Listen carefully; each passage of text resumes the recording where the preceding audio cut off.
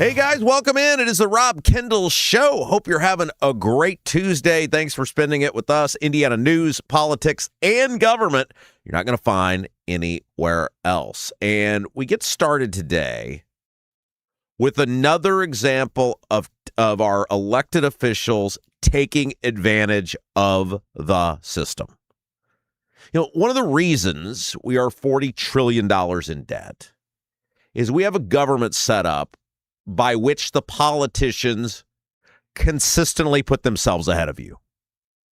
The politicians consistently make choices, often involving your money, that puts themselves and their own interest ahead of you.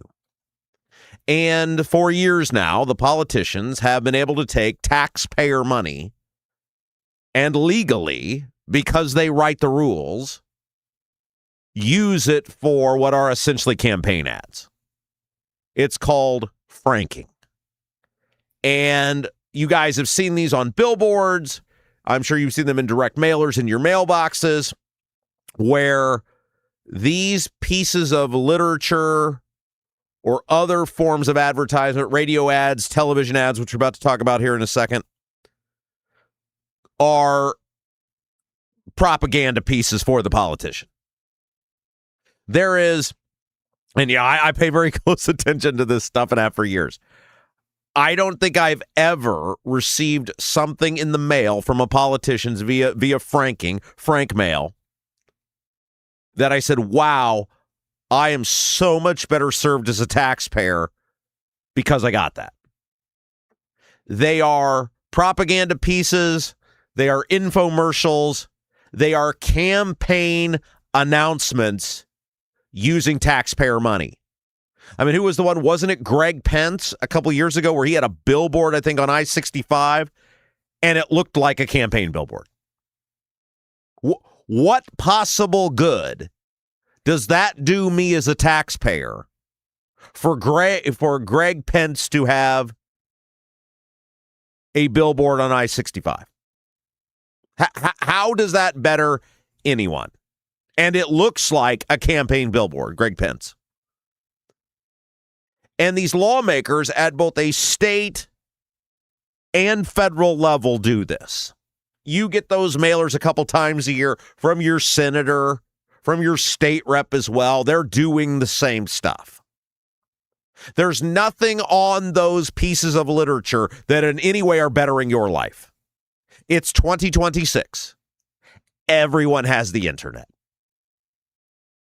If you want to know what's going on, and these lawmakers were actually concerned about getting information to you, they could put it all on a website for the cost of a domain and hosting. Couple $100 a year, and they could accomplish the same thing. But that's not actually the goal. The goal is not to inform you. The goal is to use taxpayer resources to subvert the spirit of the law, which is you cannot use taxpayer money for campaign purposes, and to use taxpayer money for campaign purposes. That's what these commercials are all about. That's what these mailers are all about. That's what these billboards are all about. And we saw another egregious example of this play out in the western part of our state with Congressman Mark Messmer. Messmer represents the 8th Congressional District. It's the western part of the state, from basically central Indiana, central west, down to Evansville. And he was running, or is running, he's in the process of doing it, a television ad in Terre Haute that is a campaign ad. It looks almost identical to a previous campaign ad he had run, except it's paid for by you, the taxpayer. There's nothing in this ad, and we're about to go into the ad here in a moment. The Evansville Courier, numerous other media outlets have run articles on this, that is in any way bettering your life, is in any way telling you something you didn't know. Look, I'm against spending the money, period, because anybody wants to find their congressman or how to get a hold of them can do it. But if you were running an ad that said, "Hi, my name is Mark Messmer. I'm your congressman in the following counties. If you need anything, here's where my offices are located at.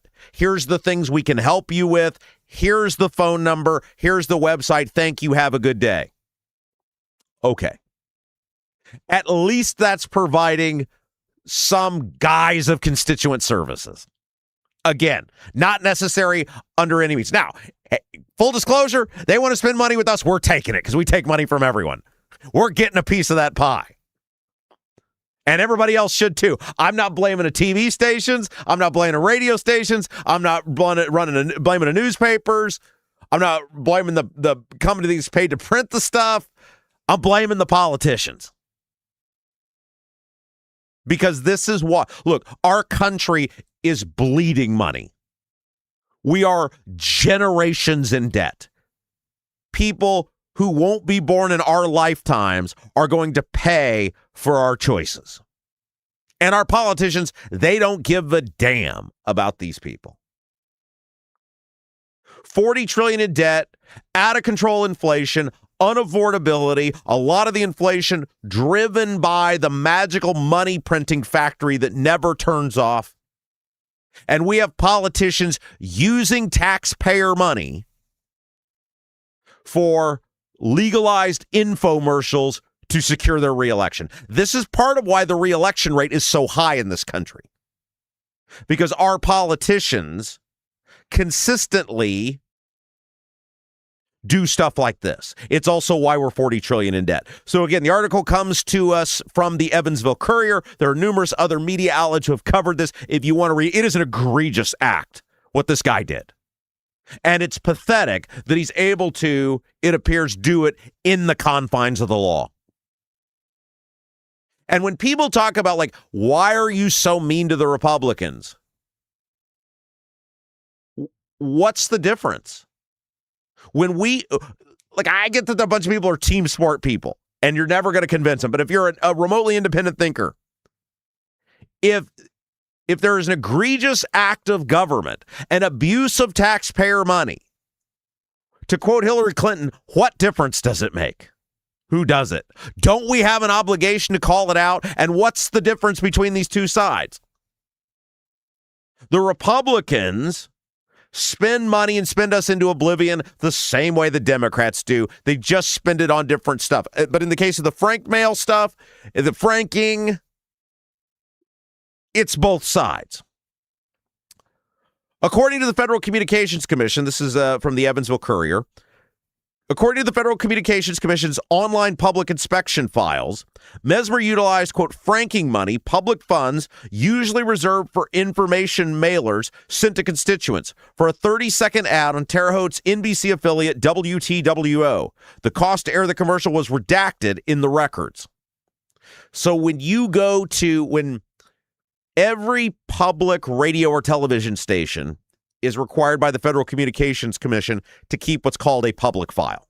Now, if I go to a radio station, I've had to maintain a public file. They suck.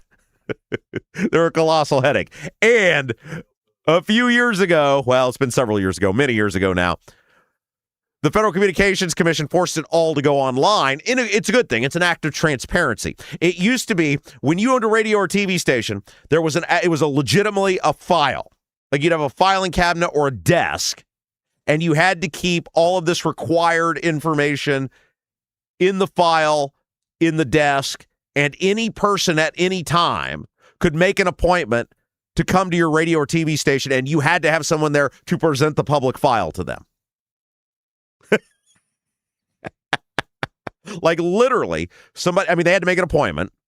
Had to be during business hours, but somebody could call and say, I demand to see your public file, and you had to staff that. And they could take as much time as they wanted to look through your public file. It was ridiculous. So the FCC, rightfully so, said, we're pushing this online. It's small mom and pop operators. This doesn't work. It's ridiculous if people could just come to your building, etc. So now you can go online and you can see every radio or television station which is licensed by the FCC, their public files. There's still a whole bunch of people that I don't think properly maintain their public files. There's stuff that's supposed to be in there. I'm a nerd. I, for fun, check people's public files every so often. And a lot of times, I don't see stuff that's supposed to be there. But that's neither here nor there. So that is when they talk about their public inspection file. That's what they're talking about. One of the things you are required to keep track of as a radio station, as an FCC licensed radio or TV station, is political or government spending. And and I got to go back and check that. They must be, because it's in there. I knew it was still political. I didn't know if the government was still required. Apparently it is, because it's in the public inspection file. So when they're talking about public inspection file to know government money and what was used, that's what they're talking about. So you have a congressman. He takes public money. First of all, we don't have any money. We're $40 trillion in debt. Every dollar we spend is money that's owed to somebody else, a.k.a. future generations. We don't have any money, but let's pretend we do have money. He takes public money that's supposed to be used to communicate official business and issue important information, and he runs a television ad designed to help him win an election this fall. And every person, when you look at this ad, every person would assume this is a political ad. Just like the billboards, just like the mailers these guys send out. The ad, according to the Evansville Courier, the ad shows Messmer marching around his hometown of Jasper and playing his trumpet. We're $40 trillion in debt. We have no money. We're 10 generations out in terms of the money that is owed, or more. And this guy used taxpayer money to run an ad on television in Terre Haute of him going around Jasper, Indiana. What the hell does Jasper, Indiana have to do with Terre Haute? Playing his trumpet. A prop, according to the Courier Journal, he previously used it in a 2024 spot. I've seen the spot. There is no difference. They look identical. Quote, some say Mark Messmer is tooting his own horn, the voiceover says in the ad, but all he's doing is spreading the news of conservative results for Southern Indiana. Conservative results. That sounds very political to me. First of all, what the hell are conservative results? Is it $40 trillion in debt? Is that conservative results? Is it record high inflation that continues to grow? Is it sky high prices? Is it gas at $4.40 a gallon? What do we conservative results? But even if you could define what that is, why is that in an ad designed to educate taxpayers about important issues related to your office? The Courier Journal goes on to write, with the trumpet blasting all the while, the ad goes on to tout Messmer's votes to, quote, secure the country's southern border and keep Hoosiers safe from illegal fentanyl and dangerous cartels, as well as his support for President Donald Trump's One Big Beautiful Bill. At one point, Gibson County Sheriff Bruce Vanoven walks out in front of the Jasper police station and waves to Messmer as he passes. It's a campaign ad. $40 trillion in debt. And this guy, Mark Messmer, Republican, is running a campaign ad with your money. Shamelessly. Shamelessly. Again, I'm against all of it because if you want to find somebody in 2026, you can do it pretty easy, especially if you're a congressman who's all over the internet. But if you're going to run an ad and it says, I'm your congressman in these counties, here's the services our office can provide, here's how to get a hold of us, here's the phone number, the website, okay. That's not that. A disclaimer flashes across the bottom of the screen at the end, quote, paid for by official funds authorized by the House of Representatives. Our money. For the guy to play a trumpet. Because, you know, him playing the trumpet really makes our lives better. And you know what? Nobody's going to say a word to him in the government because most of these guys are doing the exact same stuff. And most of the Republicans won't say a word because that's what the Republican Party is now, the party of spending. The House of, according to the Courier, the Evansville Courier, the House of Representatives Communication Standards Manual lays out proper and improper uses for franking money. It states, quote, official communications should not be used for political or personal business, and specifically warns against, quote, campaign content or electioneering.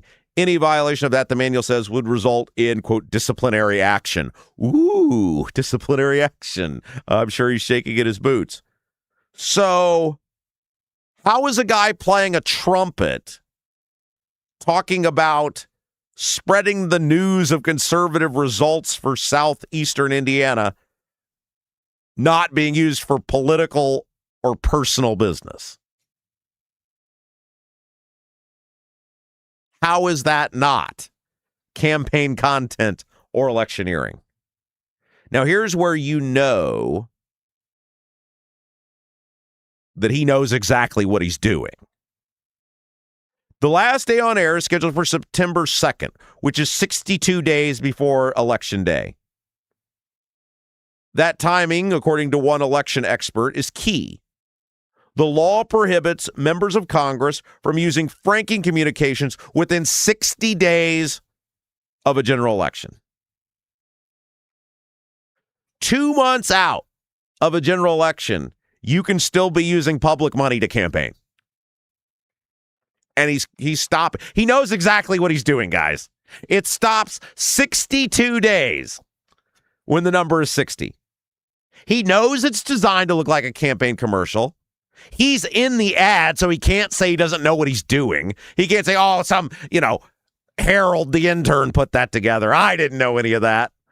It's hard to find good help these days. He's in the ad. He's playing a trumpet. He knows exactly what he's doing. This is exactly what happens with the insider trading stuff. He gets away with it. Messmer gets away with it because he writes the rules. The Congress writes the rules. They write the rules to allow them to do this stuff. And they all go along with it because almost all of them do it. I mean, I told you during the primary, I was getting like a mailer a week from Jim Baird through the Franked Mail. And some of them were like magazines. How much does this cost? And I'm one of the 7 people who read through all that stuff. I want to know how my money's being wasted. And there is nothing in any of those that I saw that are like, oh, thank God he sent this to me. Wow, am I better off? These guys write the rules that allow them to take taxpayer money and run what are essentially campaign commercials, campaign propaganda, campaign literature up to 60 days before an election. Nick LaRoe, an associate professor of political science at the University of Southern Indiana, said despite that technicality, the message of the ad is clear. Quote, distinguishing between taxpayer-funded communications with your constituents, which is permitted, and persuading them to vote for you, not permitted, can be hard to distinguish in practice and thus enforce. If you're telling constituents how hard you work and all the good things you've supported, the obvious implication is they should vote for you, and even if you don't say that. Bingo. He knows what he's doing. He's wasting your money.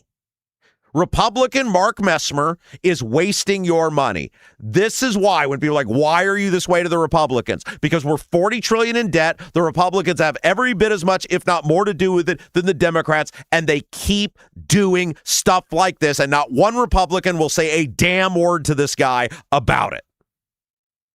Nobody of any relevance is going to challenge him. Certainly none of his fellow members of Congress. Certainly not our 2 Republican senators. Certainly not the governor. Certainly not the lieutenant governor. Certainly not Rokita. None of these people are going to challenge him. You're not going to hear a word about it.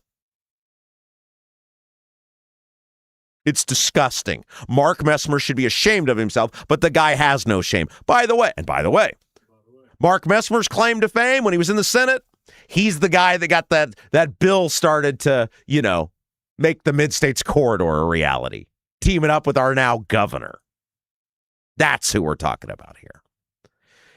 Hey guys, AJ's Picture Perfect Cleaning takes incredible pride in cleaning homes and businesses. In fact, here's how the whole business got started.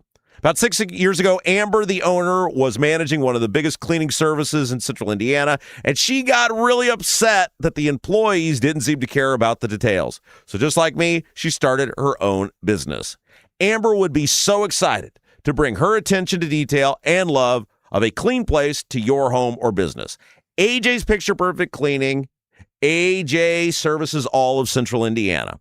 When you use AJ's Picture Perfect Cleaning, you'll see and smell the difference. Call today and mention you heard about AJ's Picture Perfect Cleaning on the Rob Kendall Show. You'll get an incredible $50 off your first clean. AJ's Picture Perfect Cleaning serves all of central Indiana. Book your appointment today. Call 317-530-8148, 317-530-8148, AJ's Picture Perfect Cleaning.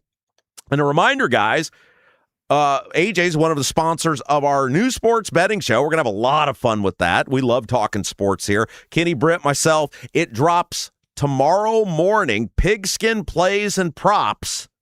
And we're just going to have some fun looking at, it's all over the country now, right? Since that Supreme Court ruling, all the states have, almost all the states, not quite all the states, but a lot of the states have the sports betting, and it's a lot of fun.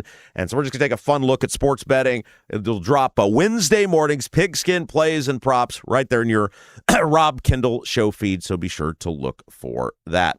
Guys, help us grow the Rob Kendall Show. Nobody's doing Indiana news and politics and government like us. Like, share, and subscribe. That's how you can help us grow the Rob Kendall Show. Number one, give us that thumbs up. Whether you're watching us live on YouTube or on demand, hit that thumbs up button. Really helps us out. If you're watching us on Apple, Spotify, or listening to us on Apple, Spotify, iHeart, all the places on demand, give us that 5-star review. Share the feed out, Facebook, Twitter, whatever you got. Let people know we're here. And last but certainly not least, subscribe to whatever platform you are listening to us on. All right, let's take a break. When we come back, there's that new head of the IEDC, Chuck Goodrich. And old Chuck, he runs a very powerful company called Gaylor Electric. And remember, we told you how, what Gaylor Electric does? It builds data centers. Isn't that wild?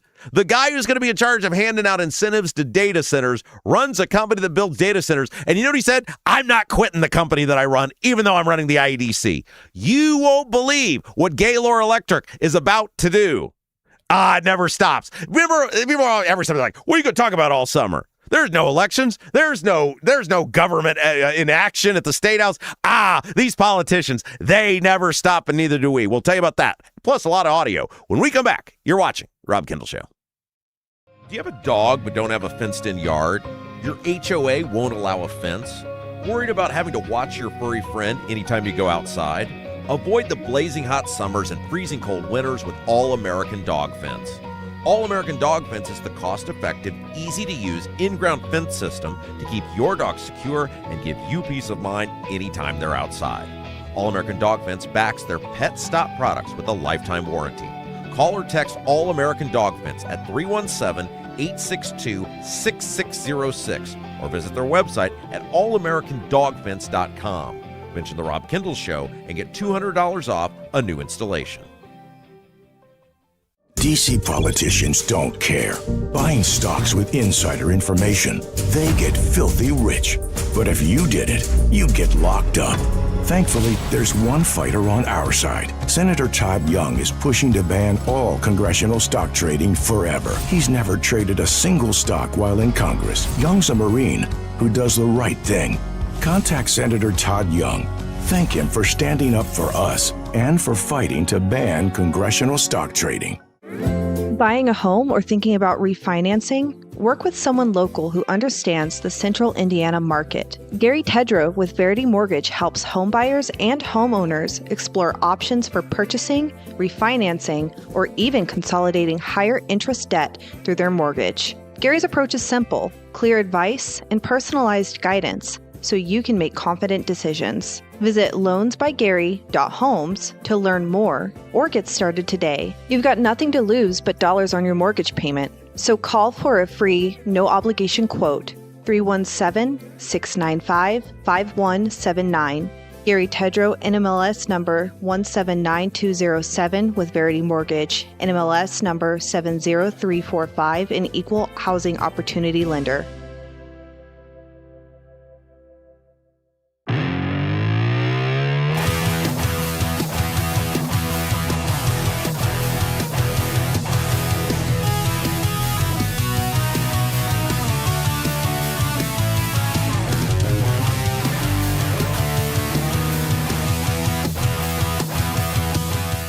guys, welcome back. It's the Rob Kendall Show. Thanks for joining us. Hope you're having a great Tuesday. Coming up here in a little bit, Adam Aasen is going to join us.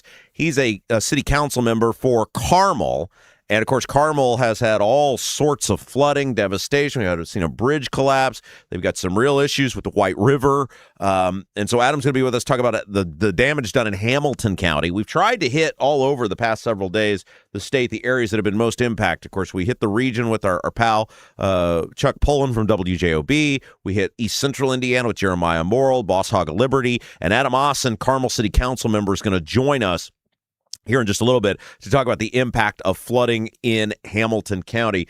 Tons of stuff. Carmel, Noblesville in particular, really hit hard. And so we'll talk about that. Also, Nikki Kelly going to join us later today from the Indiana Capitol Chronicle. We'll get into Braun's suspension of the gas tax. Andy Zay taking the governor to court. We've got debates finally scheduled for the Secretary of State's race. We've got a whole bunch of stuff to get to with Nikki Kelly. A lot of stuff. Nobody does Indiana news, politics, and government like us. We're going to get to the latest going on with the IEDC. Spencer Deary, who was with us yesterday, formally filed his petition to the Indiana Supreme Court to have the case heard with the ballots being thrown out. We'll talk about that a little bit. We got a lot of Indiana news, politics, and government to get to today here on the Rob Kendall Show. Before we do that, though, Anthony Gary, our pal, he owns IndyDwell Real Estate, and he doesn't just list homes for sale. He gets them noticed, he gets them shown, he gets them sold without you losing sleep or sanity. Anthony's trained with some of the top negotiators on earth and is ready to help you achieve your real estate goals. Put Anthony's expert selling strategy and experience to work for you.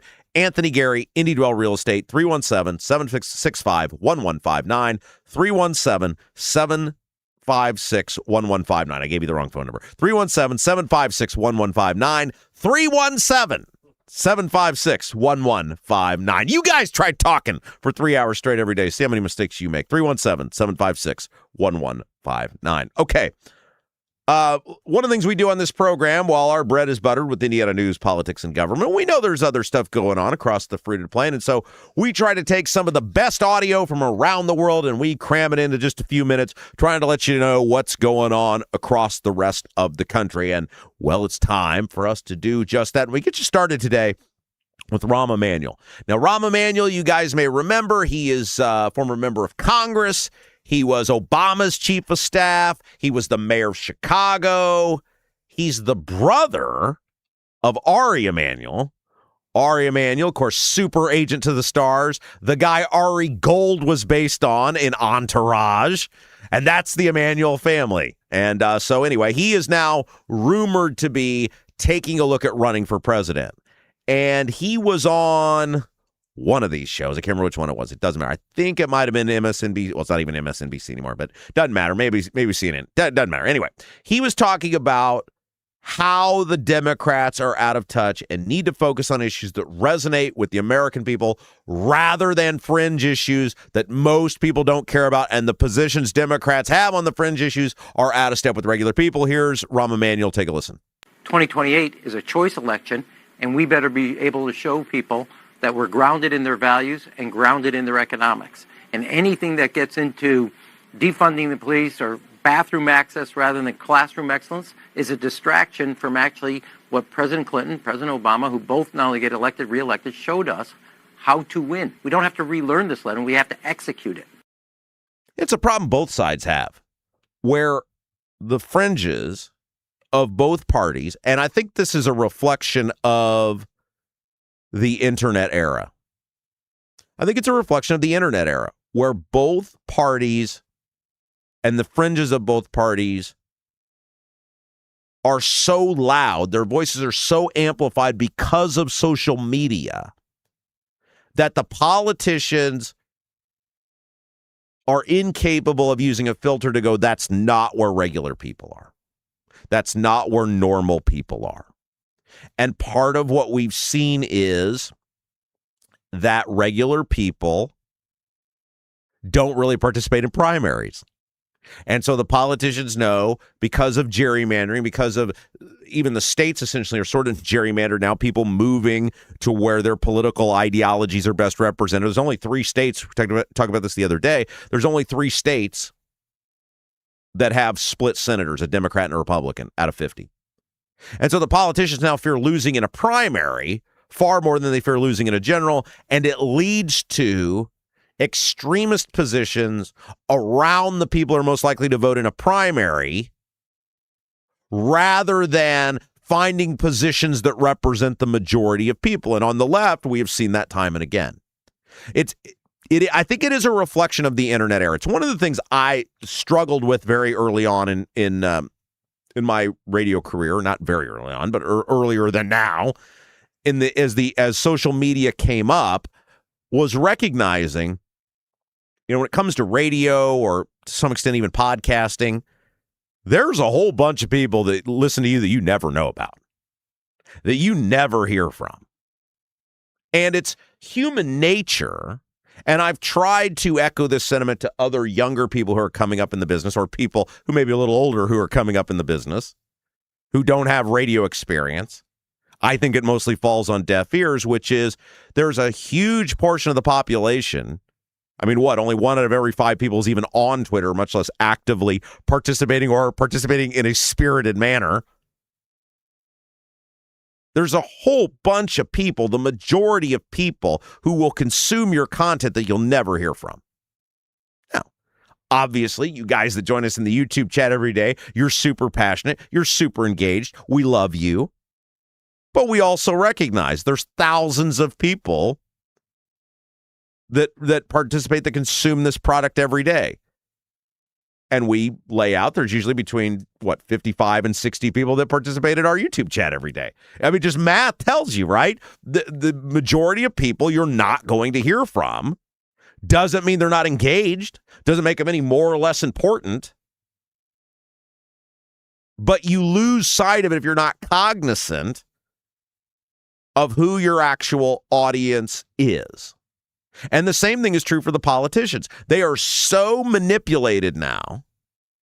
And they're going willingly, so I don't know if manipulated is even the right word, but they're so attuned to social media that they craft positions based on social media rather than where the majority of people are. And in the case of the Democrats, it is these radically left fringe positions that don't represent the majority of people. All right. The Democrats are trying to, and this is fascinating, not surprising, but very interesting to see it play out in real time. The Democrats are in full-fledged rewrite of history mode. And of course, as usual, they're getting a little help from the mainstream media. What the Democrats, you saw this with AOC on ABC a couple weeks ago, and you're now seeing it being parroted and echoed from more and more rank-and-file Democrats, trying to make you believe what happened in 2020 and 2021 didn't actually happen in 2020 and 2021. They're trying to make you believe it wasn't as bad as you remember. It wasn't as bad as you experienced. And they're trying to make you believe that didn't really represent them or the Democrats. So Maryland Congressman, his name is Johnny Olszewski, was on CNN, and he's trying to, with help from the media here, you'll listen to this, you'll hear it. They're trying so hard to get you to believe that the people like AOC, who are the DSA people, but they're like mainstream DSA people, are having an evolution on their views from 2020. They're evolving from their views in 2020. What you heard from them in 2020 wasn't what they actually think or wasn't what they think today. Bull. It's a totally rewriting of history. These guys are full of it. The media's in on it now because they know the American people will reject it if it's presented again. Take a listen to this. Congressman, what did you make of, I know you worked with AOC in Congress, of her switch, I don't want to call it a switch, of her evolution on some of this stuff here? I think evolution is the right term. And I think that's what we want to see from those who are in politics. Unfortunately, far too many people who are elected can't admit that they made a mistake, can't admit that perhaps policies aren't best for the country or aren't popular with the country. And so I welcome it. I think it's actually helpful for the debate and the conversation. I wish more people who are my colleagues could acknowledge that perhaps positions they've taken in the past need to have that evolution so that we can move forward. Congressman, what did you make of, I know you worked with AOC in Congress. Okay, so if you heard that there, she feeds him the word. The same way If you remember in the Jonathan Karl interview with AOC, she's stuck when talking about that Hong maniac in Wisconsin. She's stuck because she wouldn't endorse Hong because Hong's even too extreme for her. And she's stuck, and Karl saves her and gives her the word, and she's thanking him on the air. Yeah. This is not accidental, guys. This is another example of the media, and I know these people. I know how they operate, going all in on doing their part to help these Democrats out. She gave that word evolution by design. AOC ain't involved on nothing.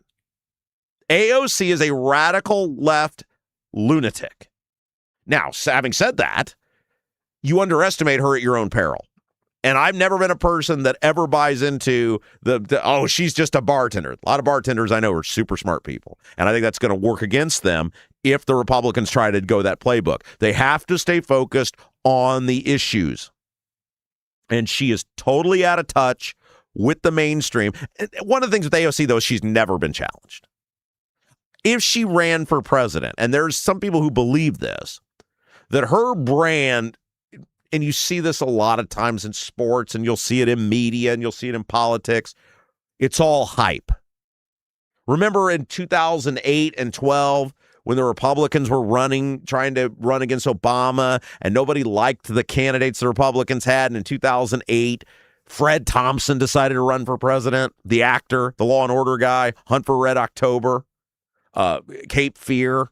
And people are like, oh, we got a movie star. This is going to be awesome. He's a senator, the tough talking guy on Law and Order. He'll stick it to Obama. He was barely awake. He was out of the thing in like a month. He couldn't even beat Huckabee or Romney or Ron Paul or McCain. People were like, no thanks. I guess the guy can read from a prompter. He's not so good actually functioning in society. And then 4 years later, we saw it with the Republicans again, with Rick Perry. Remember, it was Herman Cain and Huckabee again and Ron Paul again and Romney again. And people were like, these candidates stink. Wouldn't it be better if we had somebody good? And we were like, oh, Rick Perry, he's the governor of Texas. We got a governor of Texas elected not too long ago. He looks good in cowboy boots and a cowboy hat. He's a tough-talking guy. He'll stare right through Obama. And he got in there, and he was a good-looking dude, but he was an idiot. Didn't I say Herman Cain? And remember, he forgot what departments he was going to cut. Like, he's given an answer, and he's talking about what departments he's going to get rid of, and then he just goes, oops. The point is, these people never had been challenged. They played a role. People assumed the role. AOC, there's a lot of people think she's not going to run for president because she knows she'll get exposed. And her brand is too important. The brand depends upon not getting challenged. The brand depends on, you think Gavin Newsom's just going to let her, walk to the White House or walk to the nomination? Gavin Newsom came out of the womb running for president. This is his chance. You think if Kamala's in there again, she's going to be like, just give it to AOC. Yeah, you think Mayor Pete? No. They'll shred her.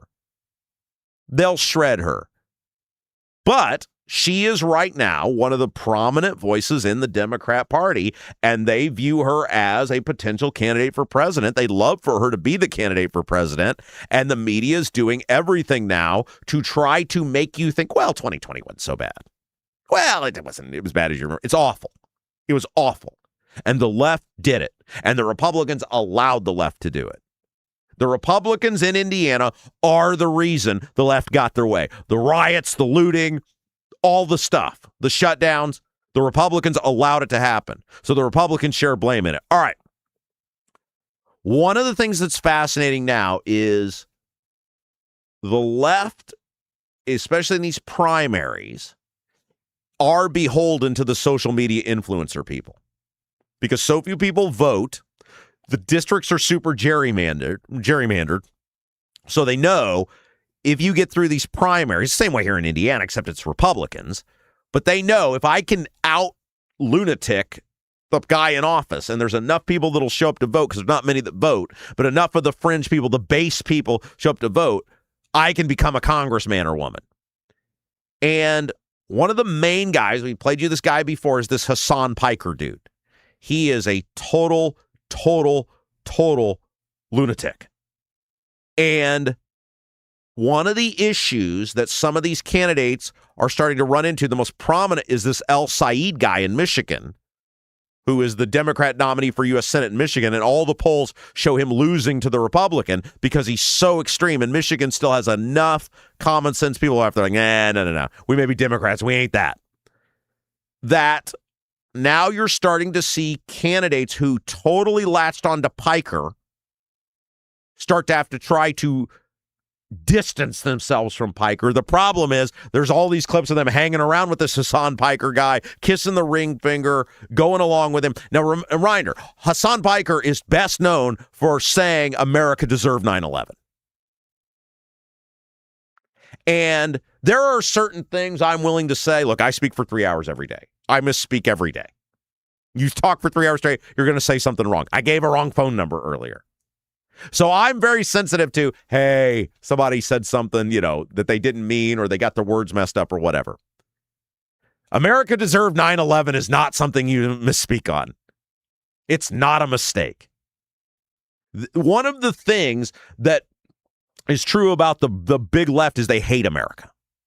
There is a deep-seated hatred for America because they believe in the idea of original sin. They believe America was founded in sin. The slavery. And America can never atone for slavery. No matter what we do, no matter how far we've advanced, nothing.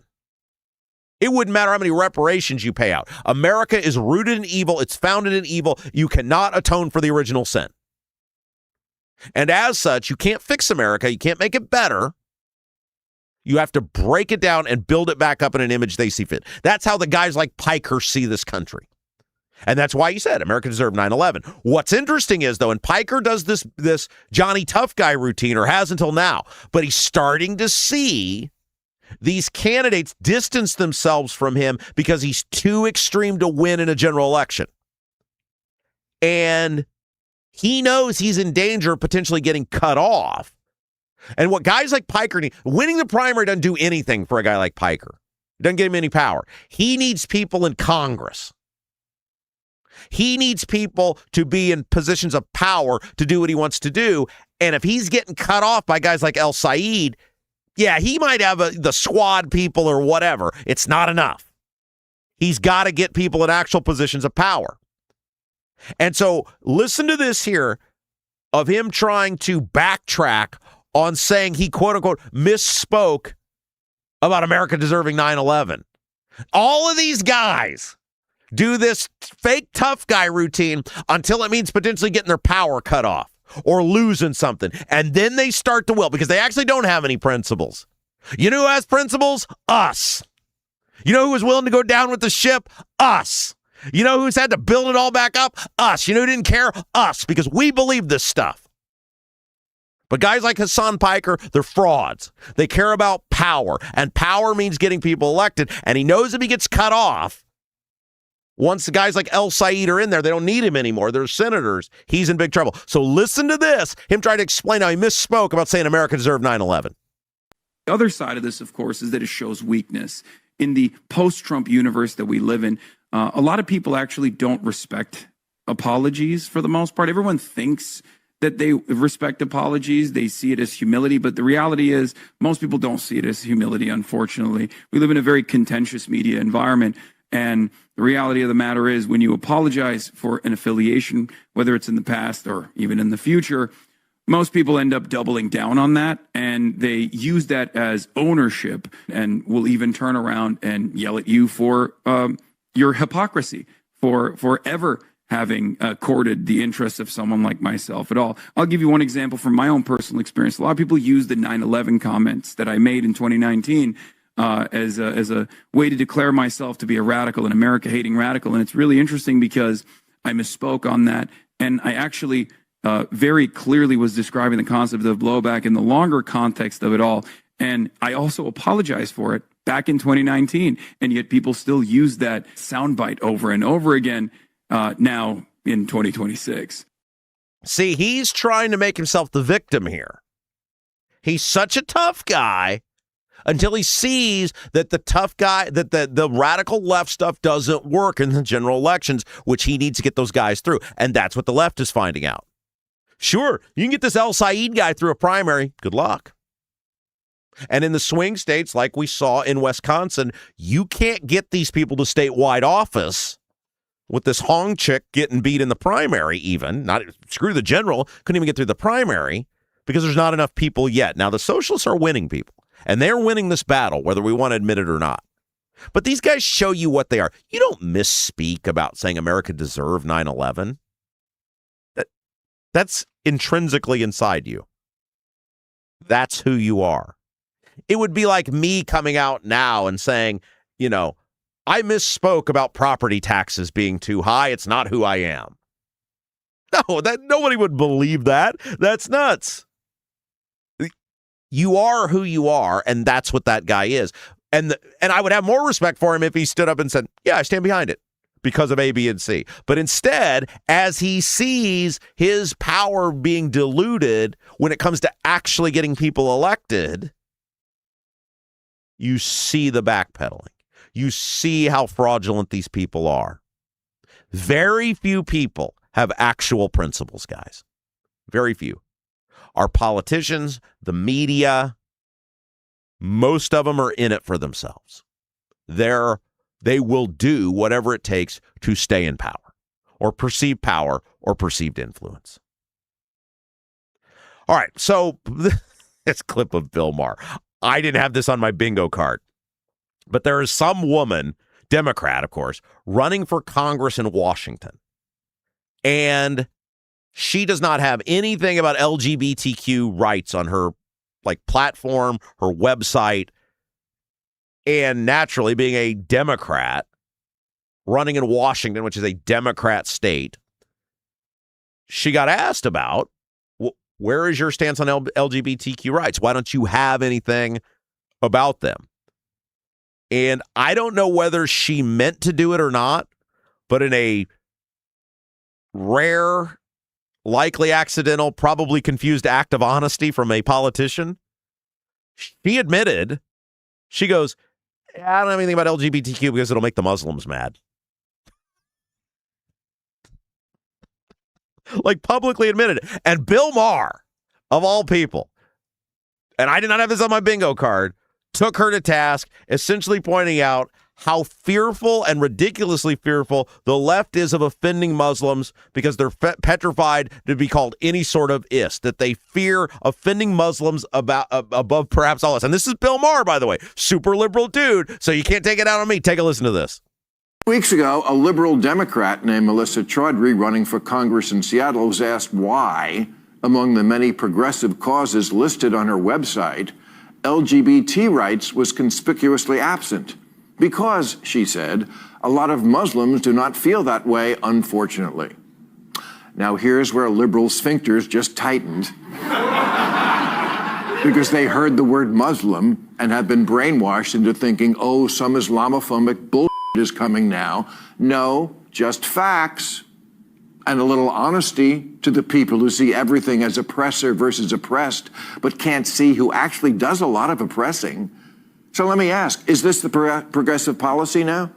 Is Ms. Chaudhry right? We throw gay people under the bus anytime it clashes with what makes Muslims uncomfortable? He raises a great point, and that is the problem the Democrats have.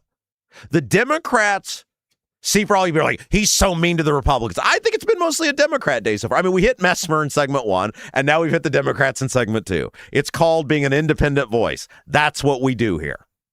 That's how this business should be done. But this is what the Democrats do. They put people in corners. Gay people over here, LGBTQ over here, the Muslims over here. And they make everybody believe that they are an offended class and they cannot receive justice without the government intervening. There has to be an oppressor and an oppressed in all circumstances. The problem you have is, what if it's one class that's oppressing another that are your supposedly offended classes? And look, there's many, many Muslims who do hate gay people. It's Absolutely true. It's why when these people, these LGBTQ people are protesting for Hamas, have you read what Hamas is all about? They would throw you people off buildings and not think a second about it. Or the people who are pro-Iran. You'd be missing a head if you lived there. It's amazing how stupid some of these people are. But Mar is correct. The Democrats have become so much about identity politics. And they see people as offended classes that they can utilize for votes. What do they do when the classes are clashing or in contrast with each other or in conflict with each other? And they are so afraid of offending the Muslims. Now, I am not a person who believes all Muslims are bad. I'm certainly not. There are many, many fine Muslims that live in the United States of America. They assimilate here. They work here. Their kids go to school here. They are as American as apple pie. But that being said, as an independent thinker who's not afraid of anybody, I can also recognize there are a lot of fanatical Muslims who live in the United States who do not want to assimilate, who are not interested in getting along with their fellow countrymen, and they want America to be in the vision that they set forth. It's a fact. It's not like up for debate or discussion. They're all over the place. They're very vocal. Both things can be true. It doesn't make you an ist or a phobe to acknowledge the obvious that things people are saying publicly. There are many, many communities, especially in places like Michigan, that look far more like where many Muslims came from rather than the America we know. That doesn't make you an ist to point it out. It also doesn't mean you hate Muslims or all Muslims or anything else. You know, it's like when people lost their mind, when Beckwith tried to get everybody all riled up about the Muslim prayer call and wants to ban the Muslim prayer call at the mosque. Look, the mosques are a decision for each individual community to make. I live in a community where a Muslim community was voted down multiple times in multiple locations. Carmel has decided they want it. It's Carmel's choice. Noise, the Muslim prayer call is a noise and zoning ordinance issue, which is a decision for that local government.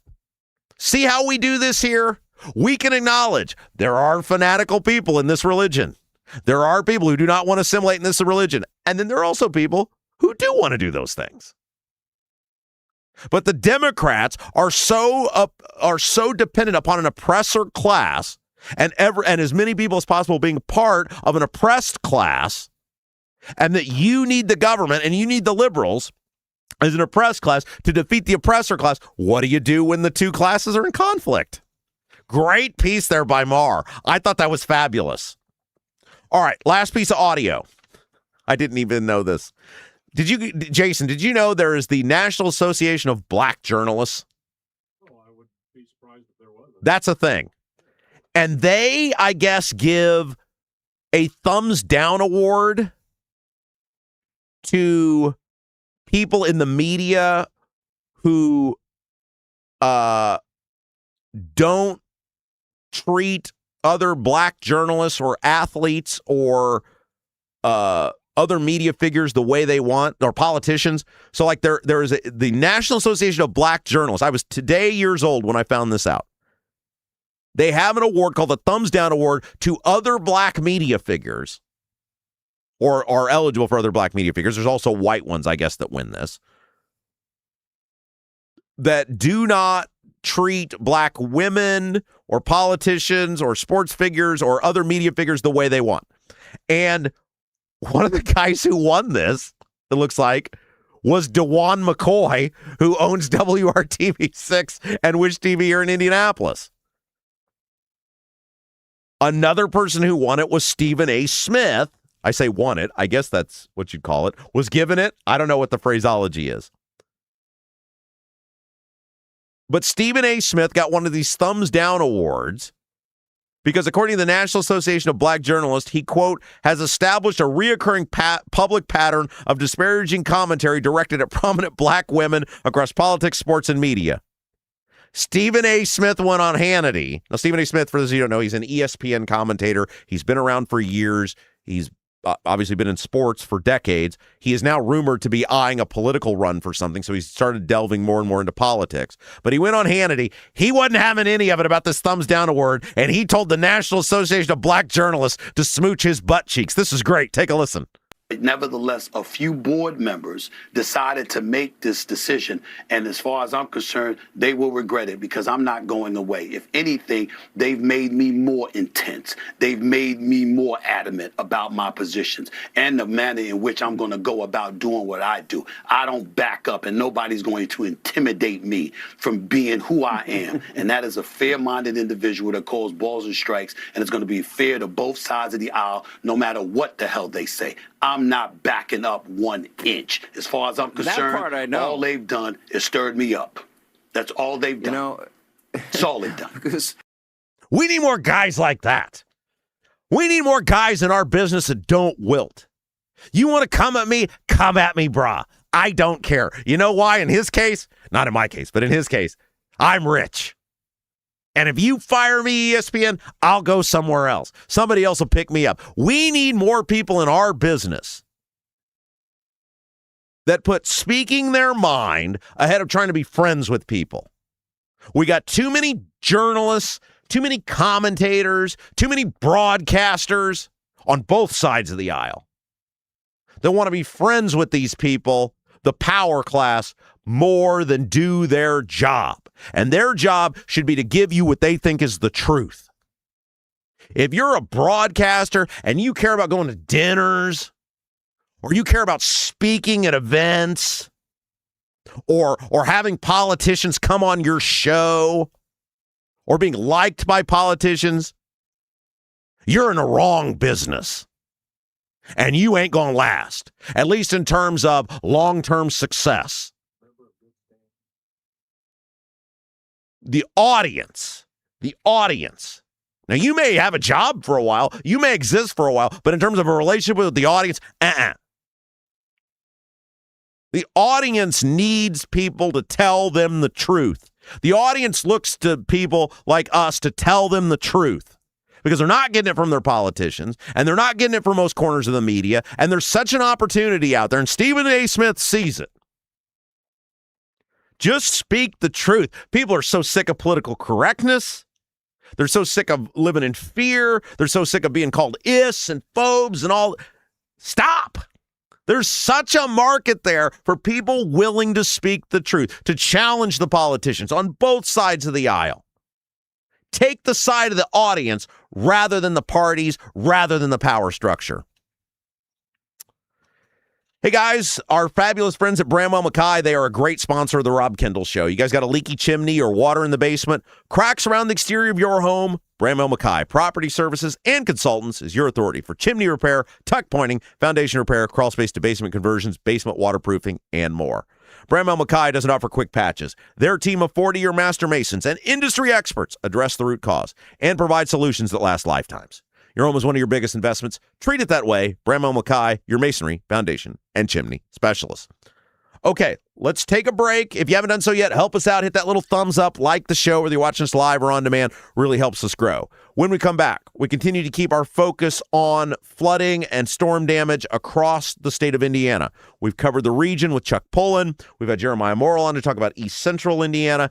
And now another place that has been hit very hard is Hamilton County here in Central Indiana. Adam Aasen, Carmel City Council member, will be with us. Now, this interview was recorded yesterday. And you guys know, just because of logistics, we have to record things sort of a day ahead of time to get them loaded, to get them edited, to get them posted up for you guys to watch on YouTube. So there have been some updates on the White River, on the quarry. It's a little more extreme than Adam knew yesterday. So we wanted to highlight that there were some updates, which you guys can read about in various publications if you want to do that. He did want to let everybody know, hey, make sure everybody knows when we recorded this, we didn't have all the information that we do now. The mayor had done an update on that, so he didn't want anybody to think he was anyway downplaying what was going on or could be going on. We don't know for sure yet, but it looks like it may be a little more serious in terms of the White River and the flooding into this quarry than we originally knew. So we want to make sure everybody knew that. But a lot of great information coming from Adam Aasen. When we come back, you're watching Rob Kendall Show. I'm Anthony Gary. I started Indy Dwell Real Estate because too many friends, family members, and neighbors had real estate experiences that lacked compassion, explanation, and expertise. You deserve someone in your corner with the heart of a teacher, simplifying every step of the buying or selling process. When you hire me, you get me. Start to finish, you'll never be handed off. No stress, no surprises, just the expert guidance and results you deserve. Anthony Gary, Indy Dwell Real Estate. Call or text 317-756-1159. 317-756-1159. Right now, everything's expensive. That includes things you need around the house. If your water heater, water softener, or well pump goes out, or even if your toilet stops working, you could be looking at a major expense. Don't let your next call to a plumber break the bank. Call John at Black Sheep Plumbing. John is a Hoosier lifer who takes pride in and stands behind his work. That's why all basic services and repairs with Black Sheep Plumbing come with a 2-year parts and labor guarantee, with water heaters having a 6-year parts and tank guarantee. Call or text Black Sheep Plumbing for all your needs today and speak directly with John, the owner. 765-315-7558. That's Black Sheep Plumbing at 765-315-7558. Buying a home or thinking about refinancing? Work with someone local who understands the central Indiana market. Gary Tedrow with Verity Mortgage helps homebuyers and homeowners explore options for purchasing, refinancing, or even consolidating higher interest debt through their mortgage. Gary's approach is simple, clear advice, and personalized guidance, so you can make confident decisions. Visit loansbygary.homes to learn more or get started today. You've got nothing to lose but dollars on your mortgage payment. So call for a free, no-obligation quote, 317-695-5179. Gary Tedrow, NMLS number 179207 with Verity Mortgage, NMLS number 70345, an equal housing opportunity lender. With a lakefront view in beautiful Brazil, the Honeysuckle Hill Bistro and Cottage is a little out of the way, but totally worth the trip. Down home, made from scratch food, just like the good old days at Grandma's. When you visit the Honeysuckle Hill Bistro and Cottage, you'll leave more at peace than when you came in. Open 5 to 8 for dinner on Friday and Saturday, and Sundays 11 to 1:30 for the buffet. You must experience the Honeysuckle Hill Bistro and Cottage. Call 812-443-3003. 812-443-3003.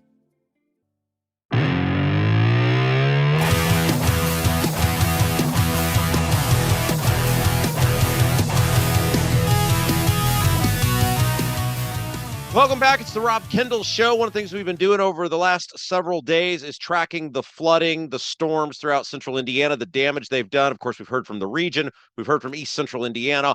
Another place that's been hit very hard is Hamilton County. We've seen the devastation there. Adam Aasen from the Carmel City Council joins us now. Adam, hello. Hey, great to be here. All right, so you're sort of is it safe to say Hamilton County lifer? I mean, pretty close. It seems like you've been there forever. Well, I appreciate that. No, I grew up in Indianapolis. I went to North Central High School. So, but that's close. But I have been in Carmel since 2009 and love it here. And I represent the southeast portion of Carmel, which was hit pretty bad during the storms this weekend. That's why I wanted to have you on. So my point is you guys have owned businesses, your family's owned businesses, you've been around a long time. Do you remember this amount of damage to Hamilton County, any single event causing this sort of devastation really across the county? Not necessarily. In fact, I always rely on the local historians who've been here longer than me. And there was a post, I could probably pull it up, but it was like a historic flood of like 1918, something like that. Probably have the date wrong. You'd have to go back almost 100 years to see that kind of flood damage in the area.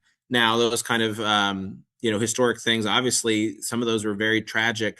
We were very fortunate here in Carmel that there were no fatalities, no deaths as a result of the storm. And it's not, you can't say that say that everywhere else in the state. I think there was at least 7 confirmed deaths as a result statewide, if I have that number wrong, but there were definitely some. So we were very fortunate, first and foremost, that everybody was safe. But there was some severe property damage for many of our residents and for our infrastructure. But take us through, because you think of Carmel, you don't think, oh my gosh, there's all this flooding. Take us through what the damage was, what happened and why. So, obviously we've got heavy rain was happening again and again. And then when the storm started to happen this weekend, the White River was the real area of concern. It kind of taking on too much water at an extraordinary rate. And then we have a road stretch that you may know called River Road on the far east, actually the border of our city to the east between us and Fishers, the river. So along River Road, not only was it affecting houses on the east part of River Road, right along the river, but over to the west side of the road. Usually they're going to be okay, but it was the rain and the water and the flooding started to cross the road and get into people's yards and houses. And then I saw, photos from constituents sent to me where their whole first floor of their house is just, it's gone. We're talking, all the flooring is gone. They can't get in there. We're not talking about returning in a few days. For some people, they'll be waiting weeks to be able to return to their home and be able to live in it again. And then what it takes to repair it is kind of where we're at now for some of the recovery for people. The visuals were astonishing from an infrastructure, city infrastructure perspective, roads, bridges, et cetera. Yeah. What was destroyed and how do you go about putting that back together? So probably the biggest damage we saw is actually a county asset, but it's in our city. That is the bridge. Part of the road, people may not realize it is actually a bridge along Hazeldale Parkway, south of 106th Street, kind of right, between that and 96th Street. So south of that roundabout, what happened is the flooding started to erode the land around there. It collapsed in. So it is a complete and total loss. Maybe there's areas that could be repaired, but it is, if you've seen the images, I'm sure you'll pull it up. It's pretty astonishing. The one thing we do want to preach to people is, I know everyone's curious and wants to know what's going on. We got a lot of maybe amateur journalists, which I'm usually okay with as a former journalist myself. And I know, but please don't cross police barricades and road closures just so you can get a really good picture. In these areas, the ground is still unstable, and you don't want to be in a situation where you're putting your life at risk just so you can get a good picture to share on Facebook. Yeah, and I mean, tragically, there was someone here in Indiana who did not obey those rules and they passed away. So, I mean, it might seem common sense, but people don't always do that. Yeah, I think that was in Newcastle. It was a cyclist who went around and then fell into a sinkhole. So, this can happen. And conditions can change. Even though the worst is behind us, we don't really know the structural stability of the rest of this bridge at the moment. There's more could still happen there. One interesting thing is we do have a lot of quarries in my district from Martin Marietta that you may be familiar with, and these quarries. I know this isn't great for them, but it's great for our residents. They took on an enormous amount of water during these storms and the flooding. We're talking billions of gallons. I think the mayor quoted to us that it was something like thousands and thousands of Olympic swimming pool sizes just filling up this quarry. And if you see the aerial images, it's pretty amazing. The good news is that there's no risk to anyone who lives near that area. All the mines are structurally secure.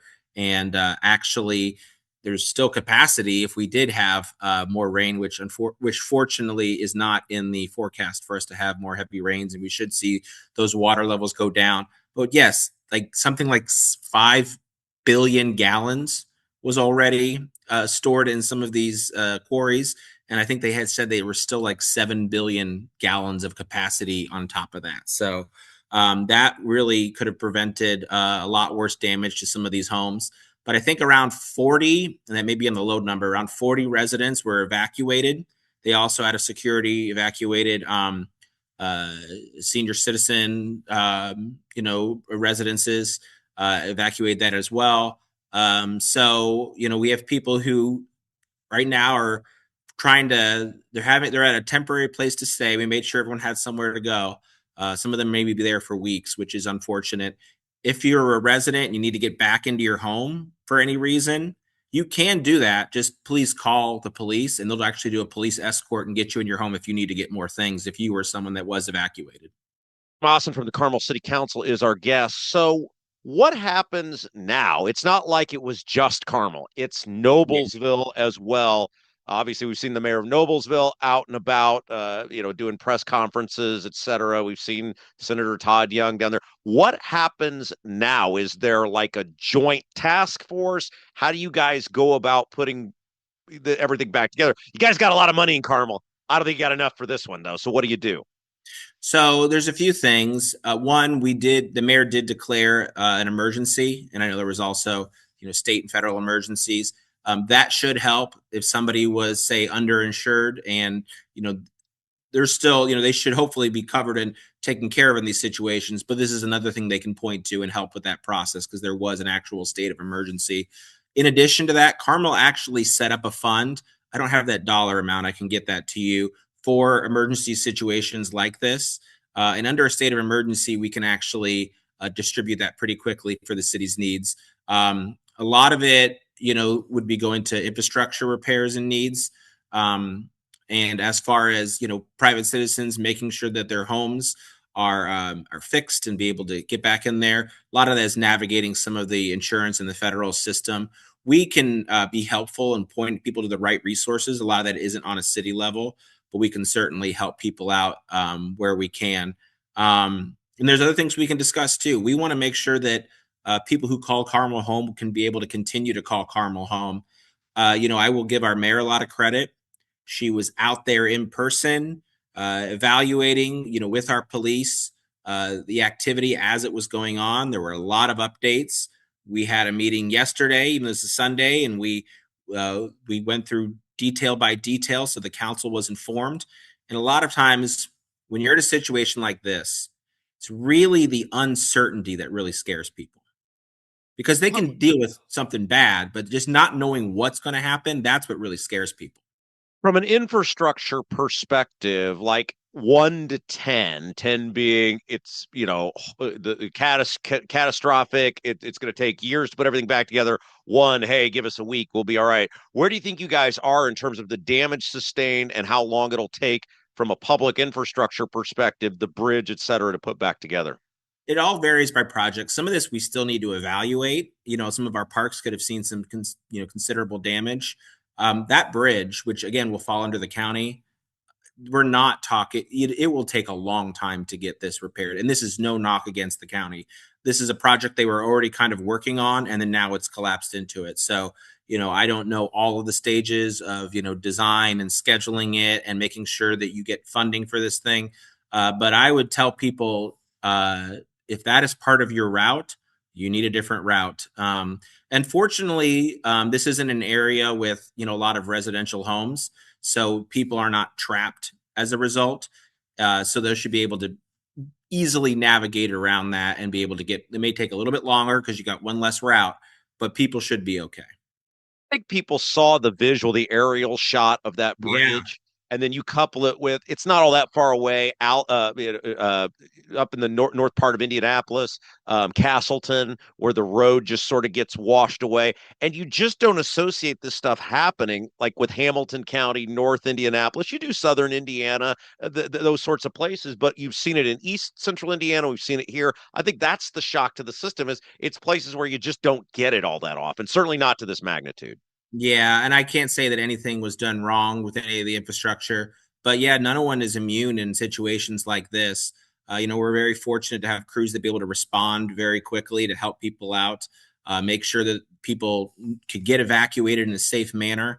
And I'm going to give credit to our responding neighbors, Westfield and Fishers. I mean, they were sending people too to help us in our situation of need, which is what neighbors do. But we still got to give him a big thanks for that. Okay, before we let you go, I'm curious as a council member because you're a council member, you fight about stuff all the time, you're battling with the mayor, and then you have something like this where you all got to come together. Is that a tough thing? Like, take us through the process of that, because you got to pretty quickly put all that aside for this sort of devastation. Walk us through how the city kind of came together. It seems like everybody's very united. Absolutely. And if you're someone that tries to use, people's homes, people in a real sad situation to score political points and to argue about things, then I don't think you should be in politics. But this is really about helping and serving people. This is the time that you've got to step up. I give our mayor a ton of credit. She really stepped up in this situation. If I needed something, she was on the phone, and she was busy, but she was picking up when my neighbors and my constituents need help. So that's very appreciated.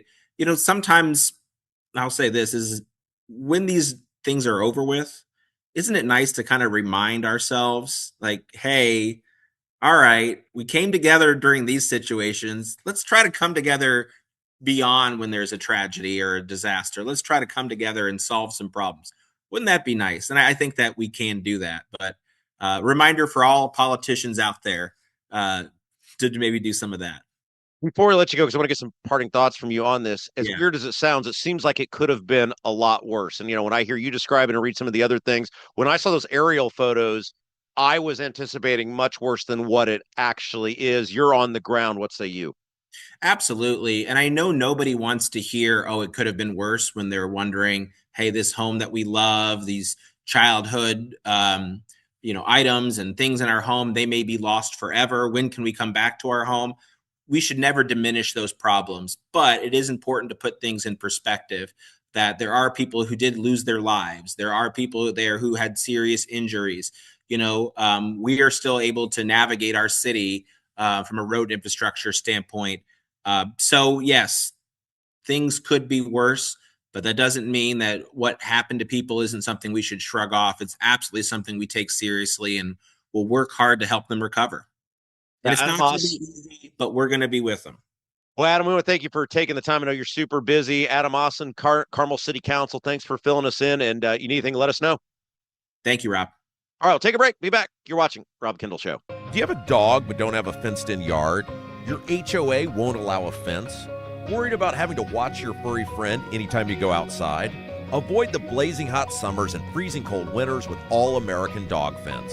All-American Dog Fence is the cost-effective, easy-to-use, in-ground fence system to keep your dog secure and give you peace of mind anytime they're outside.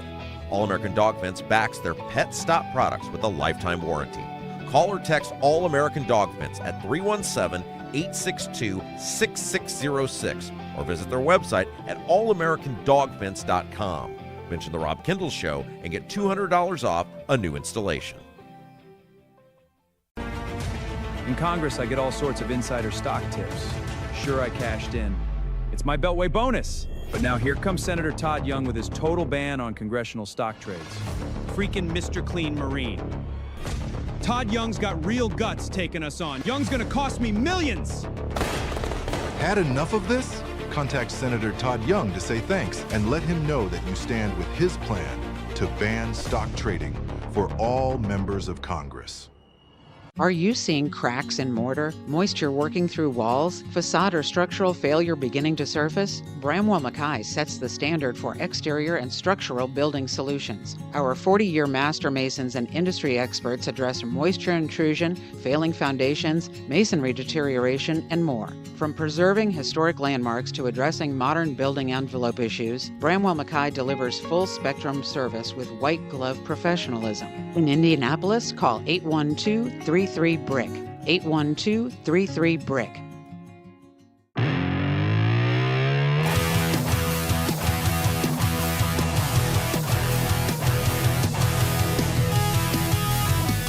Hey guys, welcome back. It's the Rob Kendall Show, Indiana news, politics, and government you're not going to find anywhere else. Man, we got a bunch of stuff to get to this segment. We got a big thing going on with the IEDC.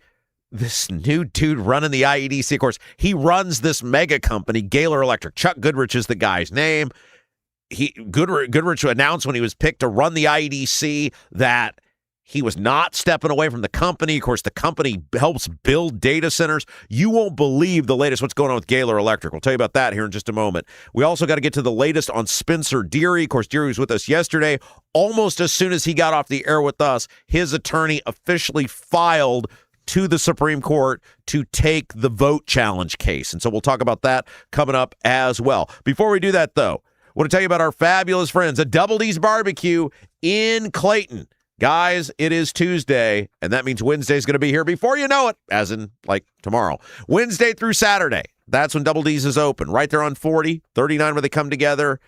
Can't say enough great things about our friends at Double D's Barbecue. They're all about authentic wood-smoked Memphis-style barbecue. They're not screwing around with it. Winners of best ribs, best sauce in Hendricks County. If you're looking for lunch or dinner this week, Double D's is the place for you.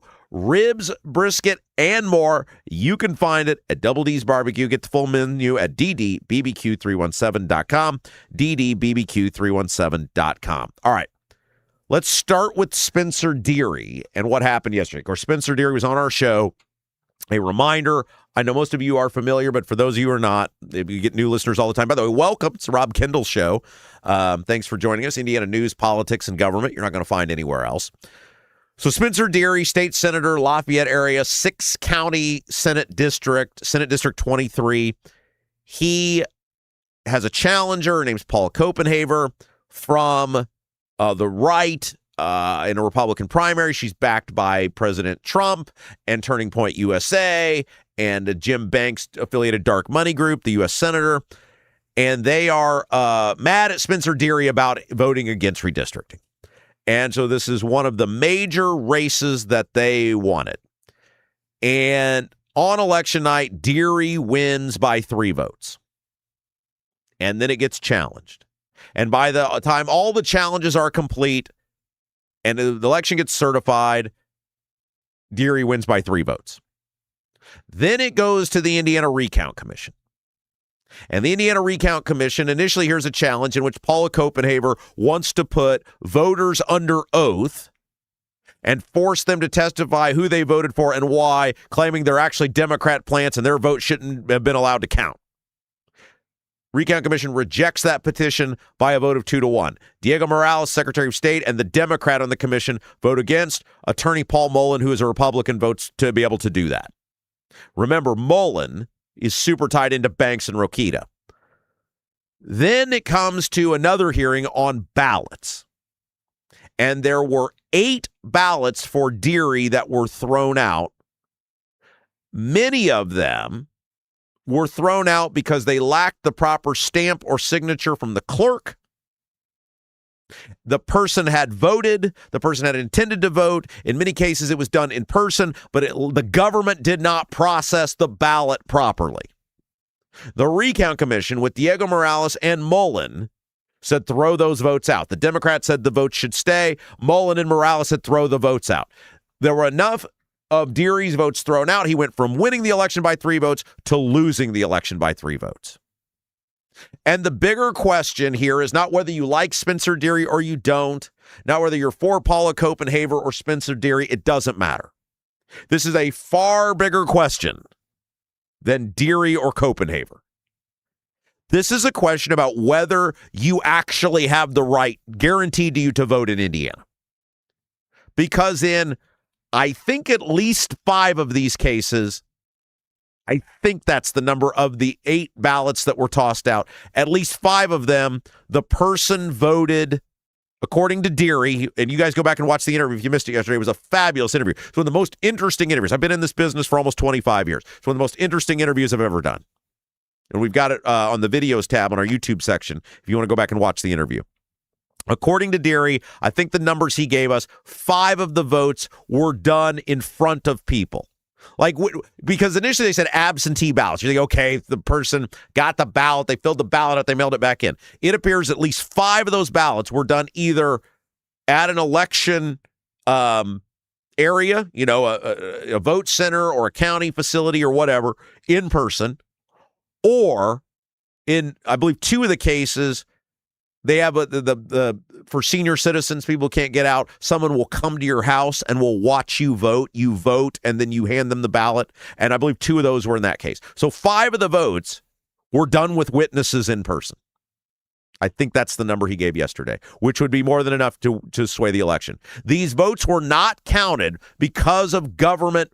You want to call it a mistake, you want to call it incompetence, whatever you want to call it. There's no doubt, or there appears to be no doubt, the person intended to vote and who they voted for.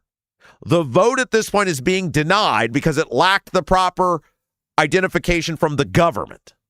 There's no dispute about the vote or the intent to vote. It's the government didn't do its job. And so the question here is, do you actually have a right to vote or don't you? It's not about liking Spencer Deary or not liking Spencer Deary. It's not about being for him or for her. The question in front of us now is, do you actually have a right to vote or don't you in the state of Indiana? Because if you can throw a vote out because the government didn't process it properly, when the intent to vote is known and the vote is seen being done, and you don't count that vote, then you don't have a right to vote anymore. You now have the ability to vote if the government does its job. Remember, Deary said one of the cases in the interview, this is fascinating. Deary said in one of the cases in the interview, the person went to vote. They were told they were not registered to vote or in the system. They're like, yes, I am. They were given a provisional ballot. They filled out the ballot. They did it all properly. It was then found that the person was in the system, according to Deary. So a mistake made by the government there. And then they didn't process the absentee or provisional ballot properly. And so on multiple occasions, their right to vote was infringed by the government. And the recount commission said, yeah, throw that one out too. If the courts say this can stand, then you don't have a right to vote anymore. We now need to tell people you have the ability to vote pending government processing your vote properly. We have one of the lowest voter turnouts in the nation. We wonder why. Our Secretary of State spends who knows how much money on radio ads, TV ads, whatever, begging people to go vote. Then people do vote, and we say, no, we're not going to count your vote because the government didn't process it properly. That is how Paula Copenhaver appears to be winning the election by 3 votes right now, which brings us to yesterday. After he was on the air with us, Spencer Deary's attorneys formally took this to a court of law. Story comes to us from the Indiana Capitol Chronicle. Deary's attorneys on Monday asked the Indiana Supreme Court to take the recount case and the Court of Appeals to suspend the result while judges determine whether the 6 ballots were wrongly rejected over omissions by election workers. So of the 8 that were thrown out for Deary, because there were also 2 thrown out for Copenhaver, Deary is challenging 6 of these, saying these people, the intent to vote is known, the vote is known, it is not being counted because of an error by election workers. Only 6 of the 8. One of Monday's filings asked the Indiana Supreme Court to accept an emergency transfer of the case from the appeals court. The other asked the appeals court to stay the recount commission's certification and temporarily stop election officials from placing Copenhaver's name on general election ballots while the dispute is revealed. Okay, so here's what's happening. Basically, Deary is saying to the Supreme Court, please accept this and bypass the Court of Appeals because of the importance of the matter, the urgency of the matter, and it's ultimately going to end up with you guys anyway. This is too big of an issue. A state Senate seat hangs in the balance over these votes. We know what the votes are. It should be an easy case to hear. You're going to decide whatever you're going to decide, but we are asking you to bypass the Court of Appeals because of the time urgency of this issue. He's also saying to the Court of Appeals, put a stay on this. Don't let the counties where our Senate district covers begin printing ballots yet until the Supreme Court rules, because that we believe there's a likelihood there could be a change in name on these ballots. We don't know for sure, but it's certainly possible. Deary's appeal, according to the Capitol Chronicle, is limited to 6 ballots from Montgomery, Vermilion, and Warren counties that lacked a circuit court clerk's, try saying that 3 times fast, a circuit court clerk's seal and signature.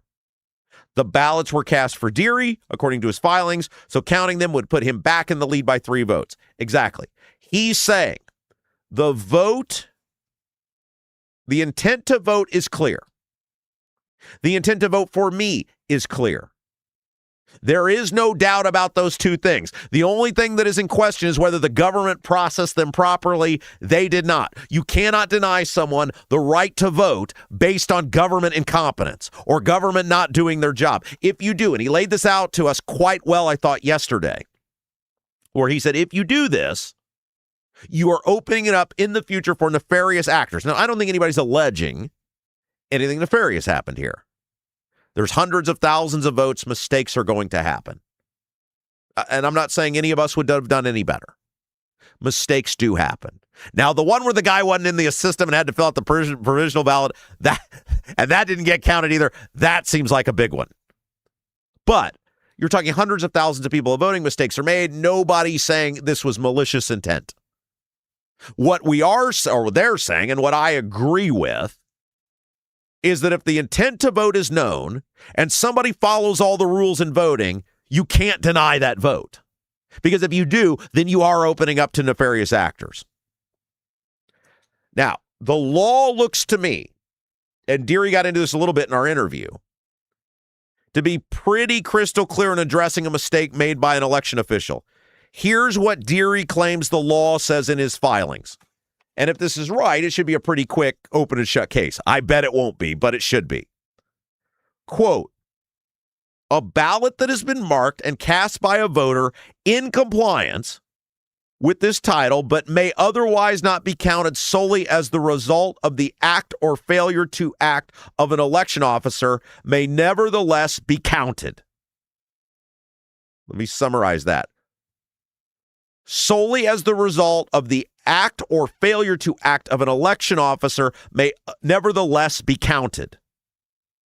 Well, I would think somebody failing to stamp or sign would qualify under the act or failure to act of an election officer.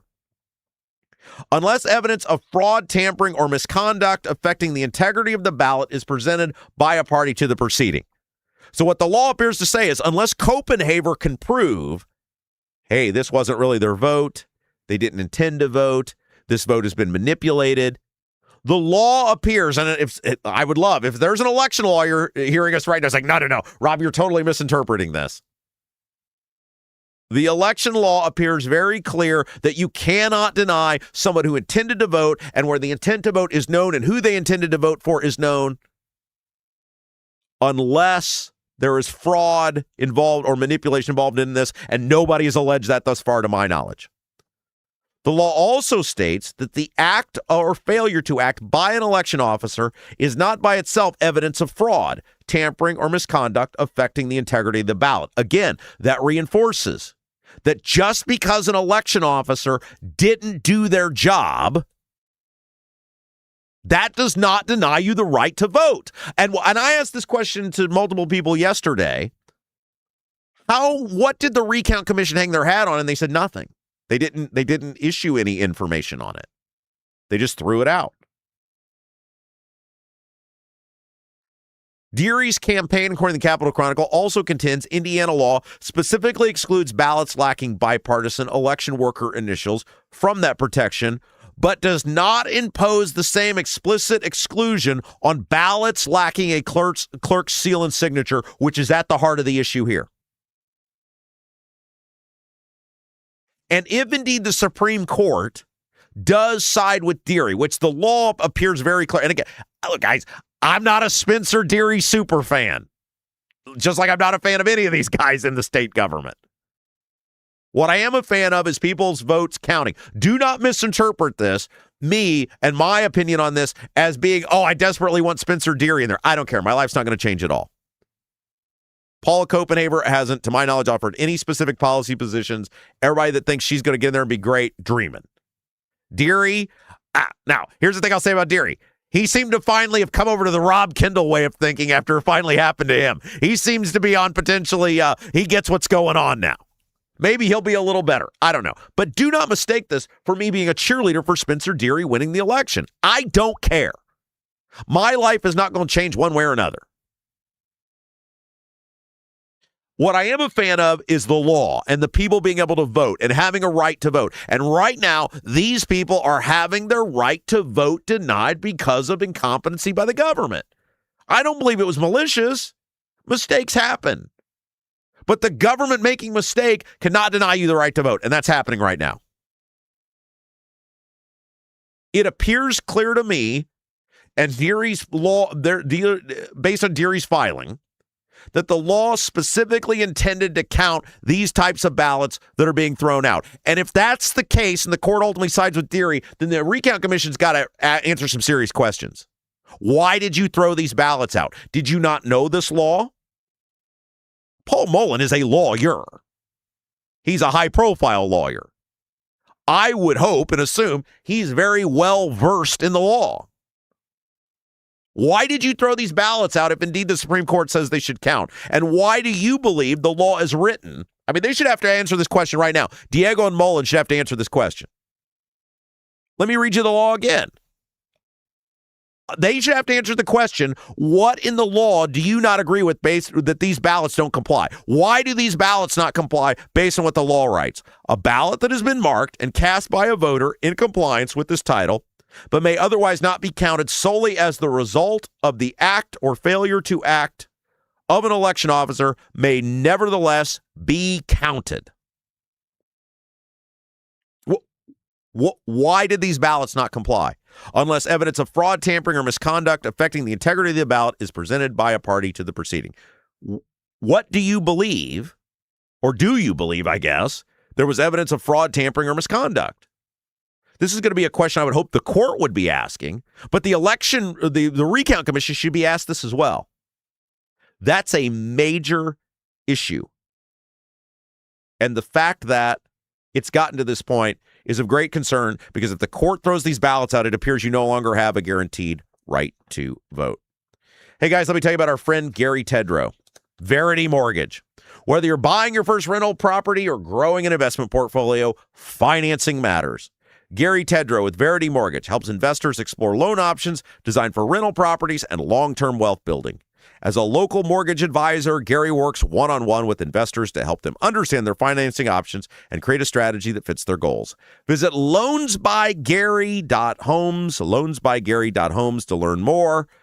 Gary Tedrow, Verity Mortgage, NMLS number 179207, equal housing lender. Guys, just a reminder, you can help us out. Help us grow the Rob Kendall Show. Like, share, and subscribe. That's what you can do to help us continue to grow the Rob Kendall Show. Give us that thumbs up. If you're watching us live on YouTube, on demand on YouTube, give us that thumbs up. 5-star review if you're with us on Apple or Spotify. I know it's a little bit of an annoyance, but it really does help us out. And then, of course, share the feed out. Facebook, Twitter. Let people know there's a show dedicated to Indiana news and politics and government that they're not going to be able to get anywhere else. And last but certainly not least, wherever you're hearing my voice from right now, subscribe to that channel. Like, share, and subscribe. That's how you can help us grow the Rob Kendall Show. Guys, we still got so much more to get into today. We've got this new issue with the IEDC, or at least that I see as a major issue. We've got polling that is out on Trump that is very interesting, about the economy, about Iran, about how you guys are feeling about all of that, which is super interesting. And we've got from the Hill, the latest on, there's this fascinating thing going on in California about this billionaire tax, and it has me super interested. There's an actual ballot referendum this fall for the people in California for a tax on billionaires, and I think there's some interesting data in that as well. So we got a bunch of stuff to get to, plus Jason with the best YouTube comments of the day, brought to you by Black Sheep Plumbing. But when we come back, you know her, you love her, Nikki Kelly from the Indiana Capitol Chronicle will be with us. We're talking about Braun's suspension of the gas tax. We're talking about Andy Zay taking the governor to court. We're talking about the big announcement yesterday. There's going to be multiple Secretary of State debates. We got a bunch to get to with Nikki Kelly, one of the best in the business from the Indiana Capitol Chronicle. Don't go anywhere. You're watching Rob Kendall Show. I'm Anthony Gary. I started Indy Dwell Real Estate because too many friends, family members, and neighbors had real estate experiences that lacked compassion, explanation, and expertise. You deserve someone in your corner with the heart of a teacher, simplifying every step of the buying or selling process. When you hire me, you get me. start to finish, you'll never be handed off. No stress, no surprises, just the expert guidance and results you deserve. Anthony Gary, Indy Dwell Real Estate. Call or text 317-756-1159. 317-756-1159.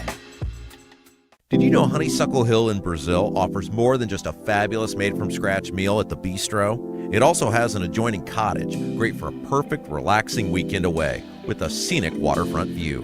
The cottage offers 3 bedrooms, 2 baths with spa-like tile showers, full kitchen, living room with fireplace, laundry facilities, and a full deck overlooking the lake. And Andy, one of the owners, delivers breakfast in a picnic basket at 8:30 each morning. Plan the perfect weekend away at the scenic Honeysuckle Hill property on the water in beautiful Brazil. Book today by visiting their website at honeysucklehillb.com. Are you seeing cracks in mortar, moisture working through walls, facade or structural failure beginning to surface? Bramwell Mackay sets the standard for exterior and structural building solutions. Our 40-year master masons and industry experts address moisture intrusion, failing foundations, masonry deterioration, and more. From preserving historic landmarks to addressing modern building envelope issues, Bramwell Mackay delivers full-spectrum service with white-glove professionalism. In Indianapolis, call 812-33-BRICK. 812-33-BRICK.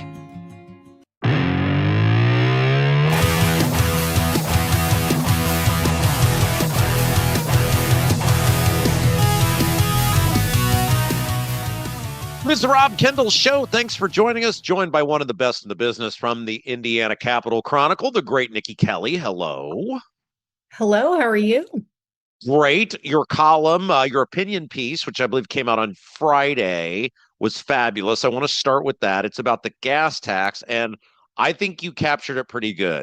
Whether Braun suspending the gas tax is technically breaking the law or not, look, I think it is. But it's clearly in violation of what the spirit of the law was. Yeah. Look, I'm not a lawyer, and I'm sure this could go to court and someone could fight it out, but that's probably not going to happen. But I think it's really, if you're intellectually honest, he clearly kind of made up a second reason to do this so that he could have more tries at the gas tax suspension without having to get the legislature involved. And the point of my column was that I think that should be a concern for lawmakers. And, just because you like the result this time doesn't mean, but you're setting precedent for the future in the whole issue of executive power and legislative power. You laid it out pretty good that these Republicans, now they didn't do anything to stop him really, but they huffed and puffed about Holcomb during COVID. And now the same thing is being done with probably technically even less legal leeway than what Holcomb had. And there's once again not a word from the Republicans about this, which means we didn't learn anything from COVID. Yeah, I mean, theoretically, they were mad at Holcomb, but he was allowed to extend that and again and again and again in the law. There was no limitation before the legislature got involved under that law. Now they came in and they did put a limitation in. And they even, by the way, I note, added a special thing so that a governor couldn't do what Braun just did with the new emergency with a slightly different reason. It said any public health emergency would have to be wholly separate from the ones they just had. So obviously the 1981 law does not have that exact phrasing. And the governor feels like he's fine. I'm sure he thinks no one will challenge it, and they're probably not going to. But, these are things we need to pay attention to, whether we like the fact that we don't have to pay that money or not. These are how we're treating laws that are on the books. Yeah, one of the things that's fascinating to me is Braun is doing this because he knows nobody's going to sue him because the Democrats don't want the heat of raising gas prices. And that just seems like a really crummy way to govern, not whether you can't, like whether you should be doing it or allowed to do it. Well, nobody's going to stop me, so I'll do it anyway. It just seems like a really bad way to be governed. Well, a reader pointed out to me who emailed me this morning and said it reminds him exactly as Trump. Trump does a lot of these things where he kind of dares people to come after him, and lawmakers, congressional nationally have let him get away with a lot of this. And so it's sort of kind of similar. Yeah, because one of the things we talked about last week is it's very hard to have standing to sue the government. Like, I don't think I could sue because they'd say, well, how have you been harmed? And so really, as you laid out last week pretty well, if people want to go back and watch that interview, it's going to have to be the Democrats that are going to have to sue him.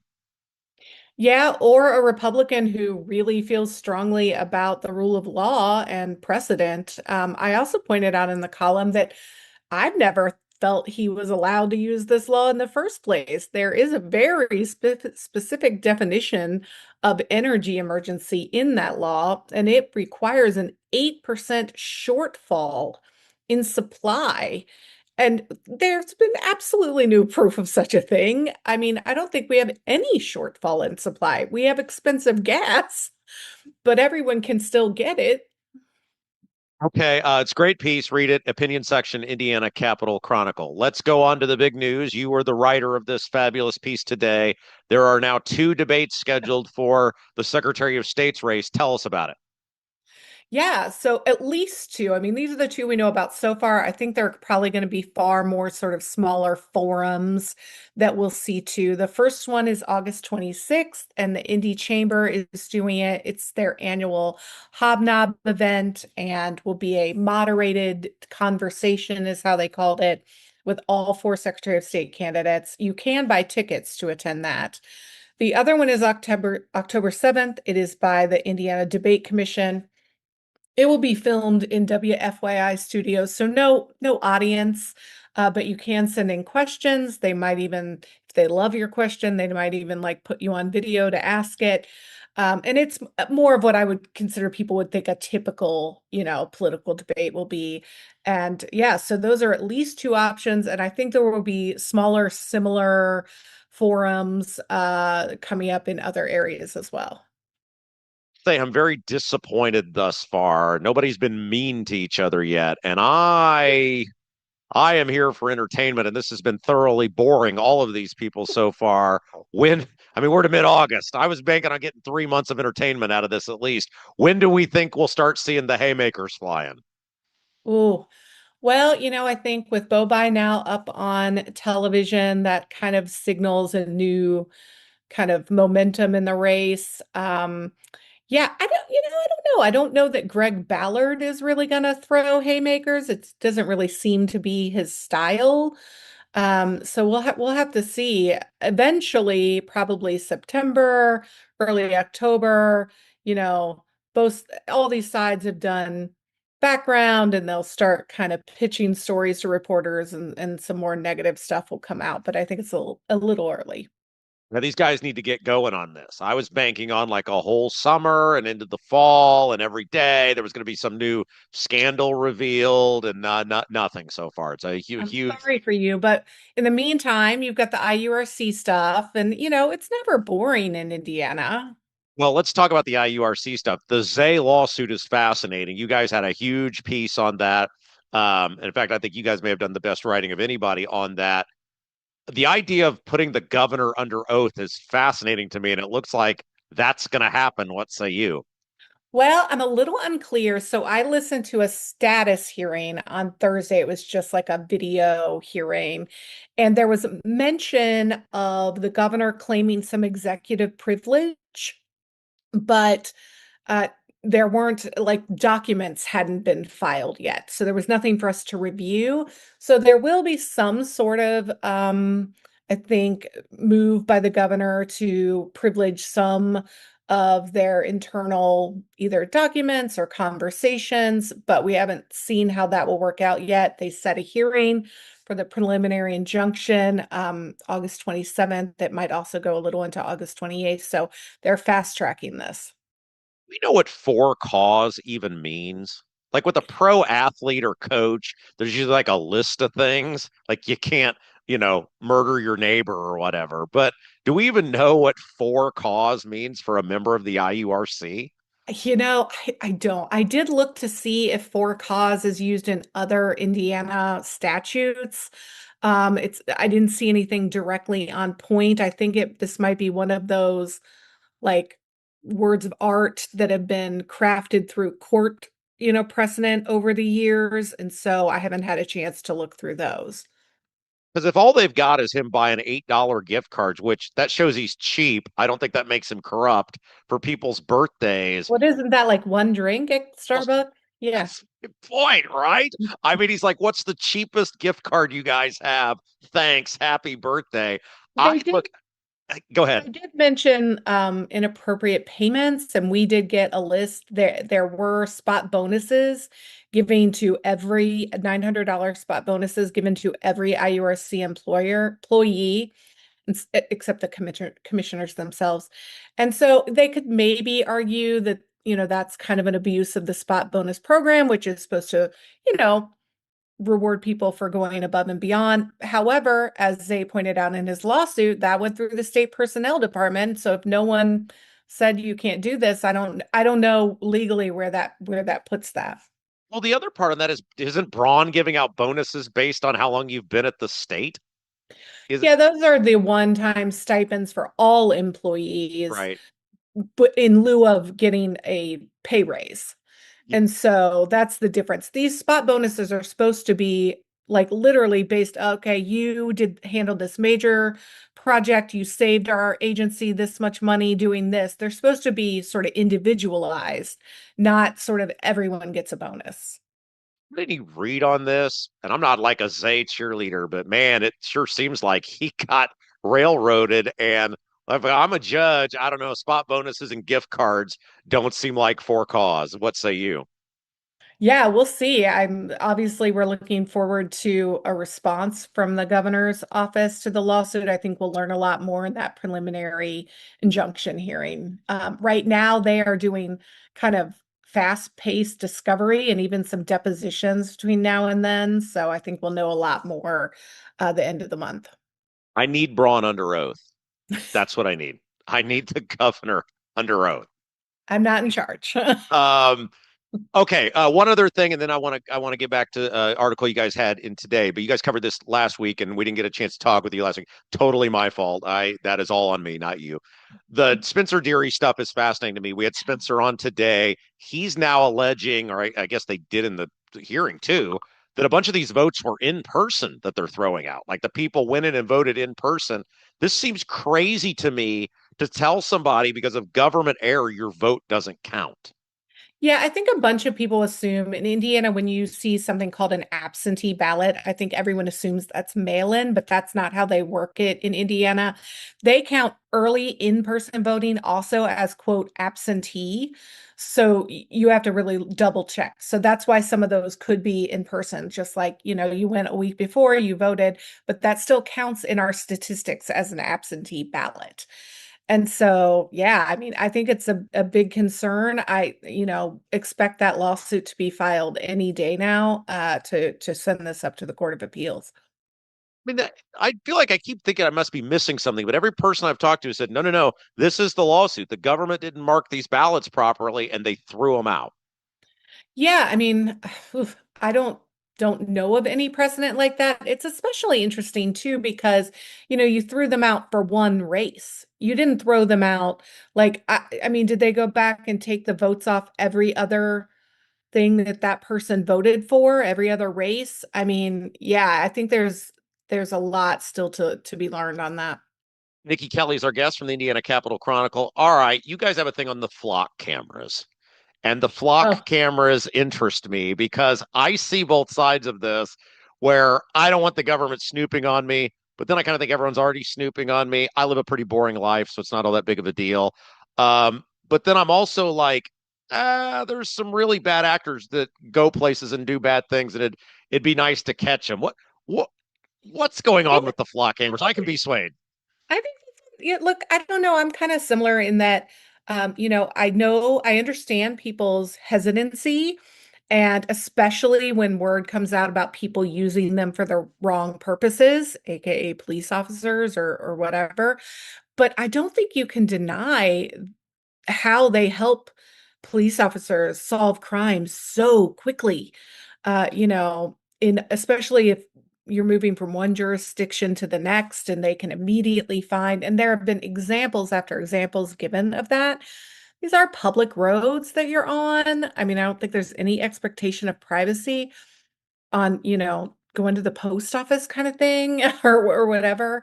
So, I mean, I can kind of see both sides. I think in general, it's also one of those things where you have a few bad cases of the use of the cameras, tainting the good parts. And we see that all the time. They also aren't cameras.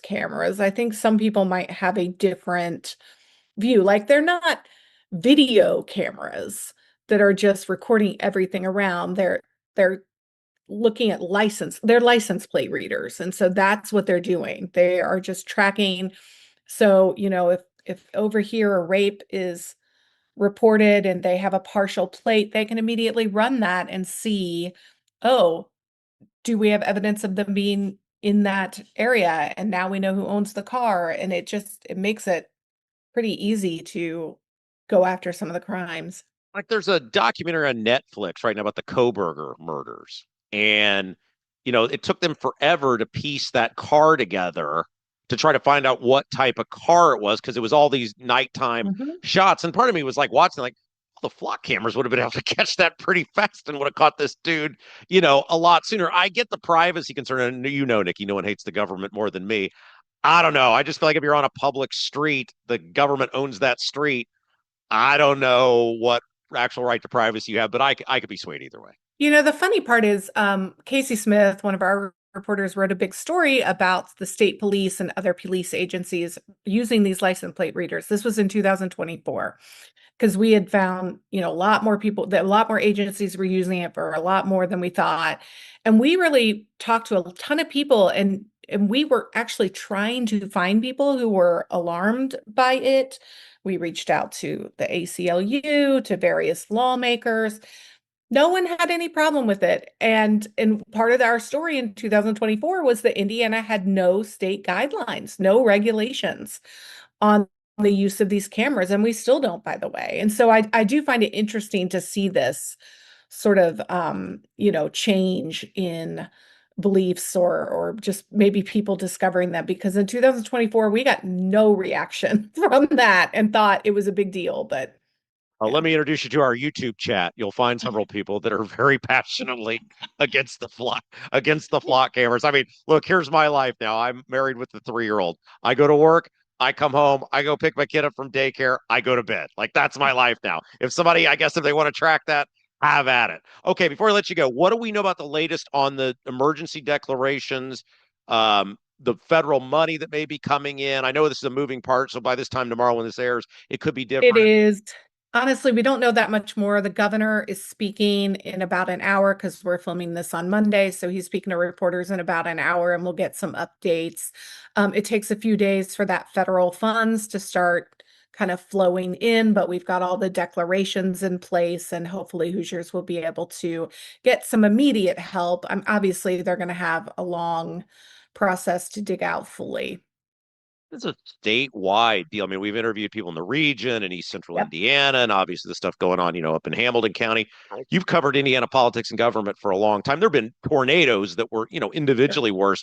I don't remember a statewide deal like this, and maybe ever. What say you? Oh, gosh. I remember some bad flooding in southern Indiana, a number of times. I know Fort Wayne obviously had a historic flood back in the 80s. So, but this one is 100-year, and I think it definitely impacted more counties than anyone thought.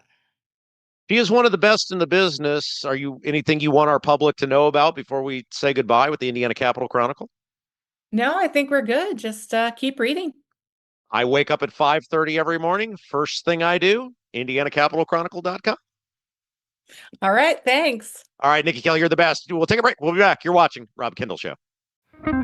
If authentic wood-smoked barbecue is your thing, Double D's Barbecue in Clayton is the place for you. Owners Dennis and Tina Duncan, along with their son Garrett, are from Memphis. So when it comes to barbecue, they're not screwing around. No pellet smokers, no roasters, just authentic wood-smoked Memphis-style barbecue. All of Double D's food is cooked fresh daily, and it's all made from scratch. Double D's Barbecue, located at 40 and 39 in Clayton, is open all day, Wednesday through Saturday, but get there early because once they're sold out, they're done. Check out the full menu, ribs, brisket, and more at ddbbq317.com.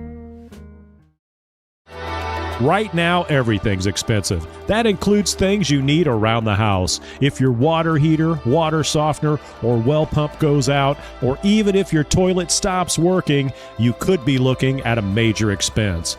Don't let your next call to a plumber break the bank. Call John at Black Sheep Plumbing. John is a Hoosier lifer who takes pride in and stands behind his work.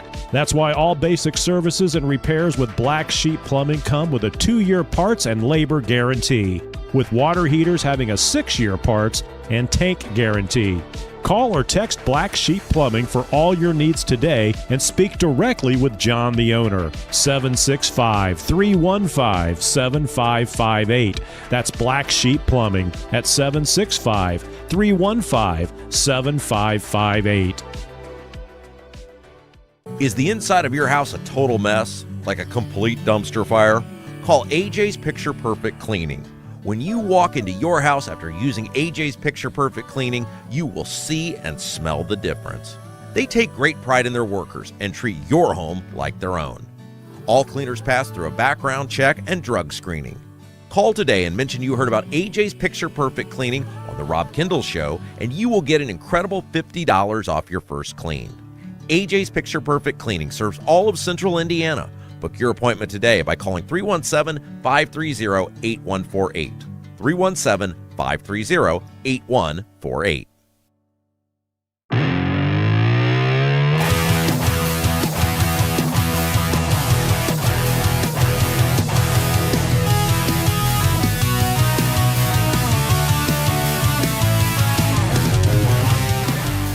Hey guys, welcome back. It's Hour 3 on the dot, 11 o'clock. It's the Rob Kendall Show. Of course, Hour 3 brought to you by the great John Rust.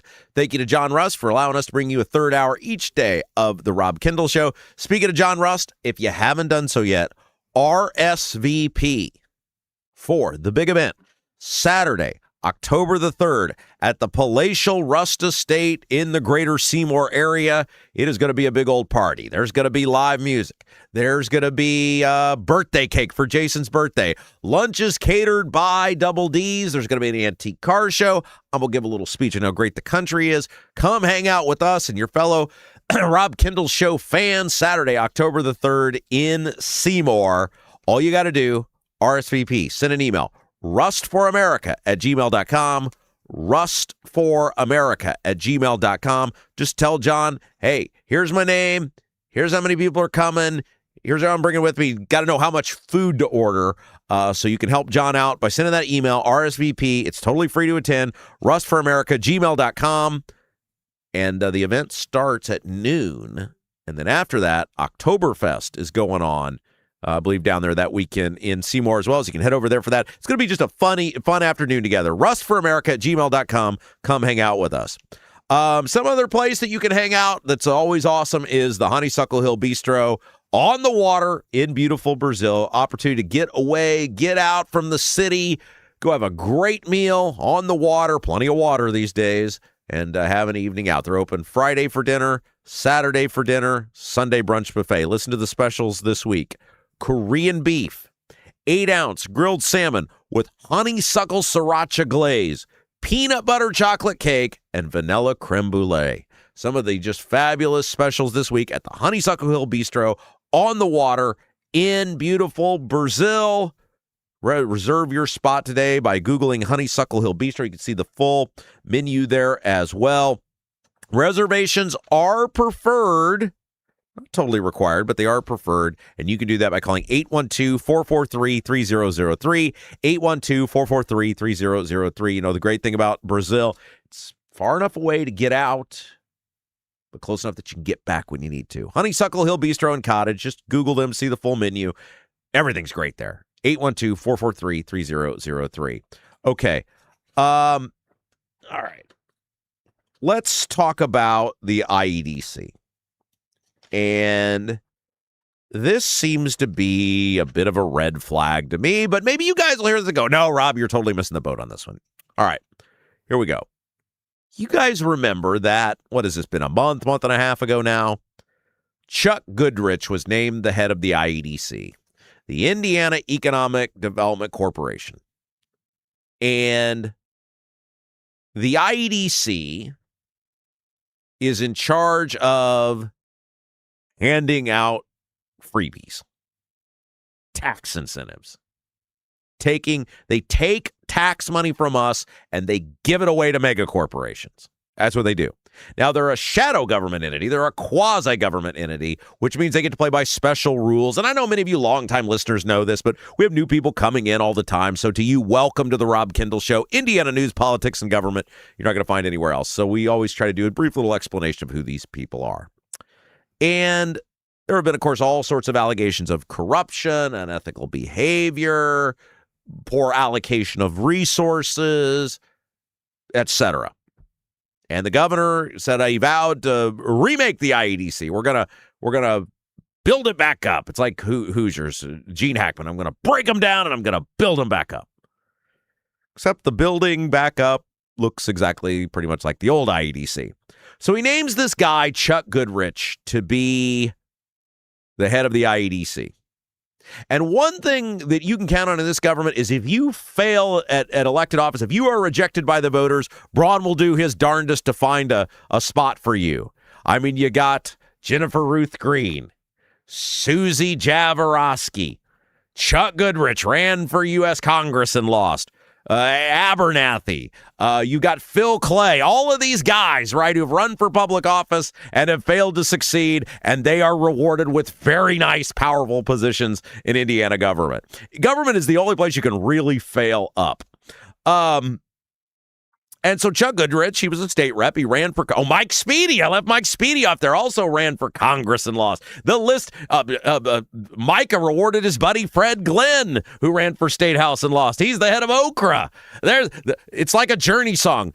The music never ends. It goes on and on and on and on and on. If you are rejected by the voters, Indiana government will find a sweet-ass job for you, paying quite a lot of money. But anyway, the new head of the IEDC, Chuck Goodrich, who lost in a race for Congress to Victoria Sparks, runs a company called Gaylor Electric.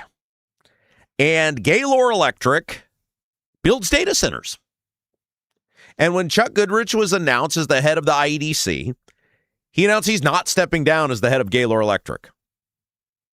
So you have a guy who's running the IEDC, which hands out financial incentives to data centers, which is why they come here, or we're told they wouldn't come here without the financial incentives, which would be just fine with most of us. And he owns a company that makes money off building data centers. So the guy in charge of the IEDC which will hand out tax incentives to data centers, he owns a company that makes money off data centers. And that's just now standard operating procedure for the state of Indiana. Now, that's the first part of this.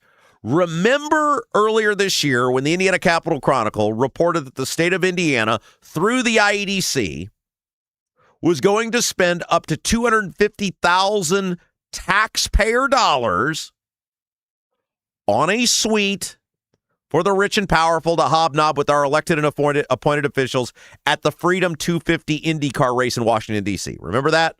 We reported that the IEDC, there's this big race going on in Washington, D.C., and the IEDC is spending up to $250,000 of our money for the rich and powerful to hobnob around with elected officials and appointed officials. Because what? The IndyCar series doesn't know we do IndyCar racing? You guys have a race?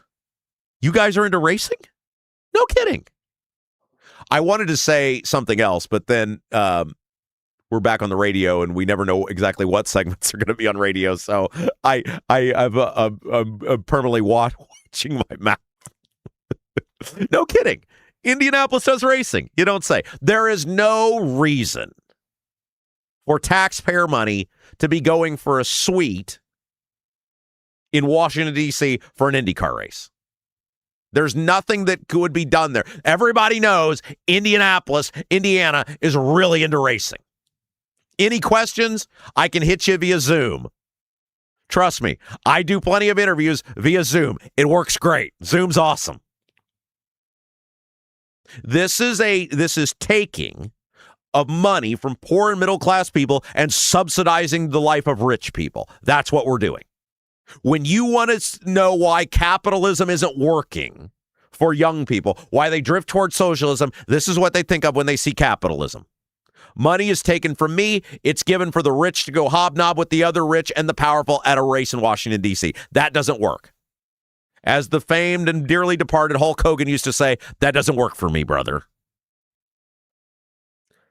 And so on the back of, or the heels of, the announcement that the IEDC is going to spend, which Chuck Goodrich is now the head of, up to $250,000 taxpayer dollars to buy a suite for the IndyCar race. This announcement comes yesterday from IndyCar. Rahal, Letterman, Lanigan Racing announced today that Gaylor Electric, the highest performing national contractor of excellence, an award-winning company that provides design-built electrical construction, builds data centers, 24/7 on-demand electrical support, and utility services nationwide for data centers, will be the primary sponsor of Graham Rahal's number 15 NTT IndyCar Series entry at the inaugural Freedom 250 Grand Prix of Washington, August 22nd and 23rd. So the state of Indiana taxpayers are paying $250,000 for a suite at an IndyCar race where the rich and powerful are going to hobnob with the other rich and powerful, and our elected officials are supposed to be recruiting business for the state of Indiana. One would assume the head of the IEDC is going to be there. Oh, and by the way, he just happens to be sponsoring a race car. His company just happens to be sponsoring a race car in the race. Now, the next question is, who would Chuck Goodrich or other Indiana state officials be soliciting business for with our $250,000 taxpayer-funded suite? Is it the state of Indiana? Or is it for Gaylor Electric? Because clearly they want people to see Gaylor Electric at the same event Indy's dumping $250,000 into a suite on. Could just be the world's biggest coincidence. That's a giant red flag for a lot of people. Nothing appears to be changing at the IEDC. It appears to continue to be an organization that confiscates large amounts of money from poor and middle class people and is given away to the benefit of and to enrich and embolden the most powerful amongst us, the richest amongst us. And optics mean nothing to these people because they just do whatever the hell they want. Even if everything's above board, this looks terrible. They don't care. This looks terrible. They don't care. Why? Because what are you going to do about it? The answer to them is nothing. You're not going to do a damn thing about it. Hey, do you guys have a dog but don't have a fenced-in yard? Your HOA won't allow a fence? Worried about having to watch your furry friend anytime you go outside? Avoid the blazing hot summers and freezing cold winters with All American Dog Fence. All American Dog Fence is the cost-effective, easy-to-use, in-ground fence system designed to keep your dog secure and give you peace of mind anytime they're outside. All American Dog Fence, locally owned. Kelly and Jeff have 3 dogs themselves, and they so believed in the product of All American Dog Fence, they bought the business. How about that for a testimonial? All American Dog Fence prides themselves on a couple of things. Number 1, better price than the big guys. Number 2, better customer service. Call or text All American Dog Fence today at 317-862-6606, 317-862-6606, or visit their website at allamericandogfence.com. Allamericandogfence.com. You mention the Rob Kendall Show, you get an incredible $200 off. Mention the Rob Kendall Show at 317-862-6606 and get an incredible $200 off. Okay, the billionaire tax. This is interesting to me. because I think this is going to pass, and this is going to be fascinating to see what happens next. So this comes to us from The Hill. A recent poll shows Californians are split on a one-time tax that would charge the state's 200 billionaires with a 5% tax on their net worth, a measure set to appear on the ballot in November. So what this is basically saying there's some sort of formula the state has, and if your complete net worth, which includes stocks, by the way, it's not your physical liquid assets from the research I've done. It does include stocks. If your total value is above $1 billion, you get hit with a one-time 5% tax. So if you were worth $1 billion, now I guess if you're at $999 million, you're not eligible. But if you're at $1 billion, you would pay a $50 million tax to the state of California.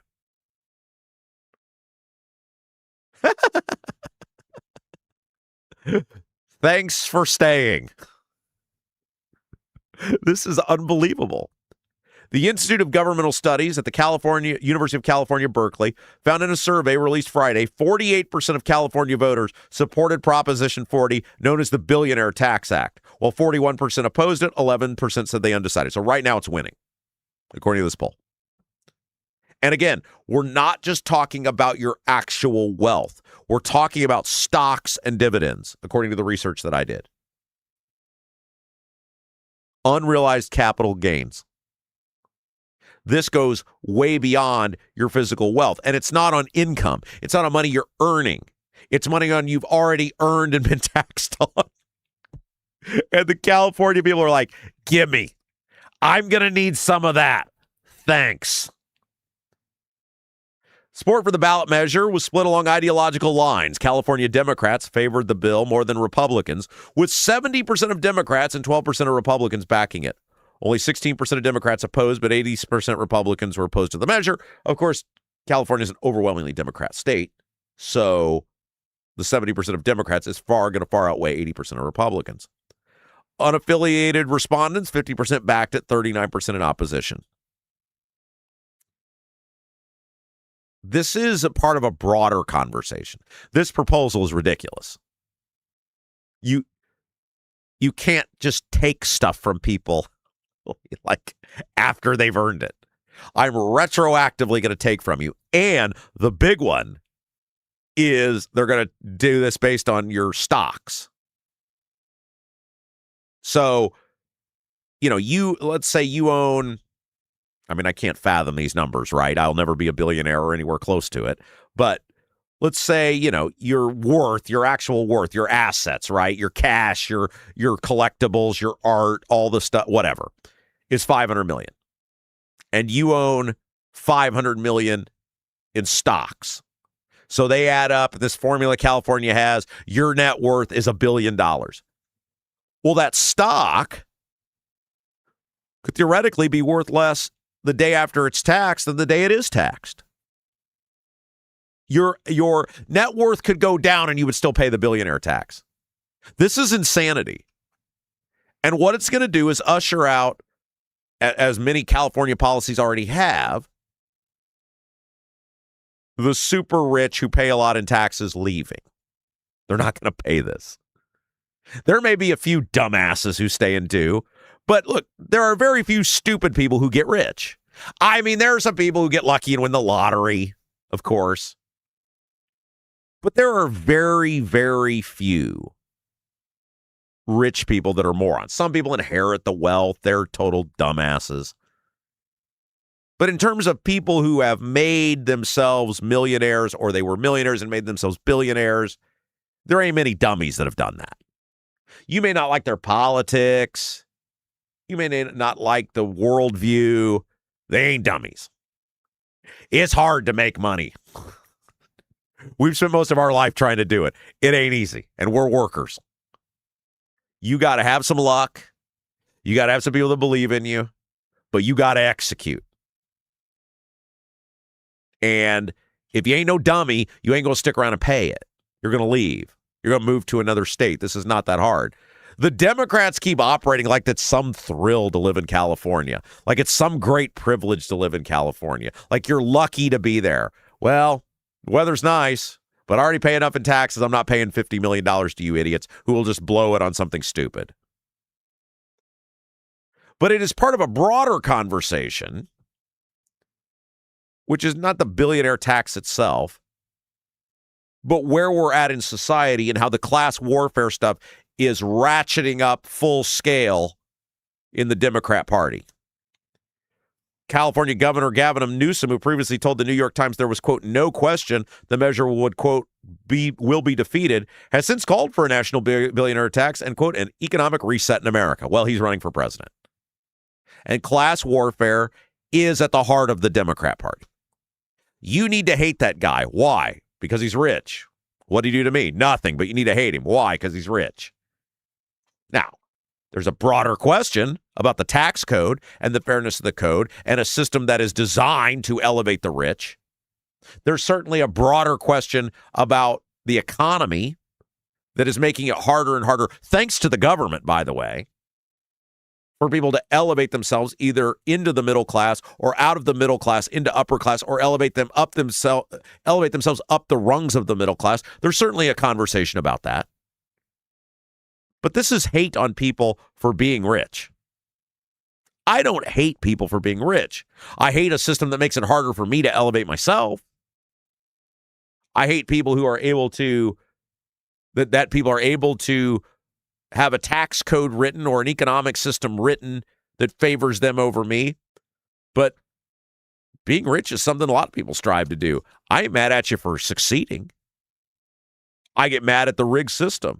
But simply taking money from somebody who's earned it legally and giving it to the government with no real plan on what to do with it, and even if they do have a plan with it, they're not going to execute it because government fails at everything, that's not going to make your life any better.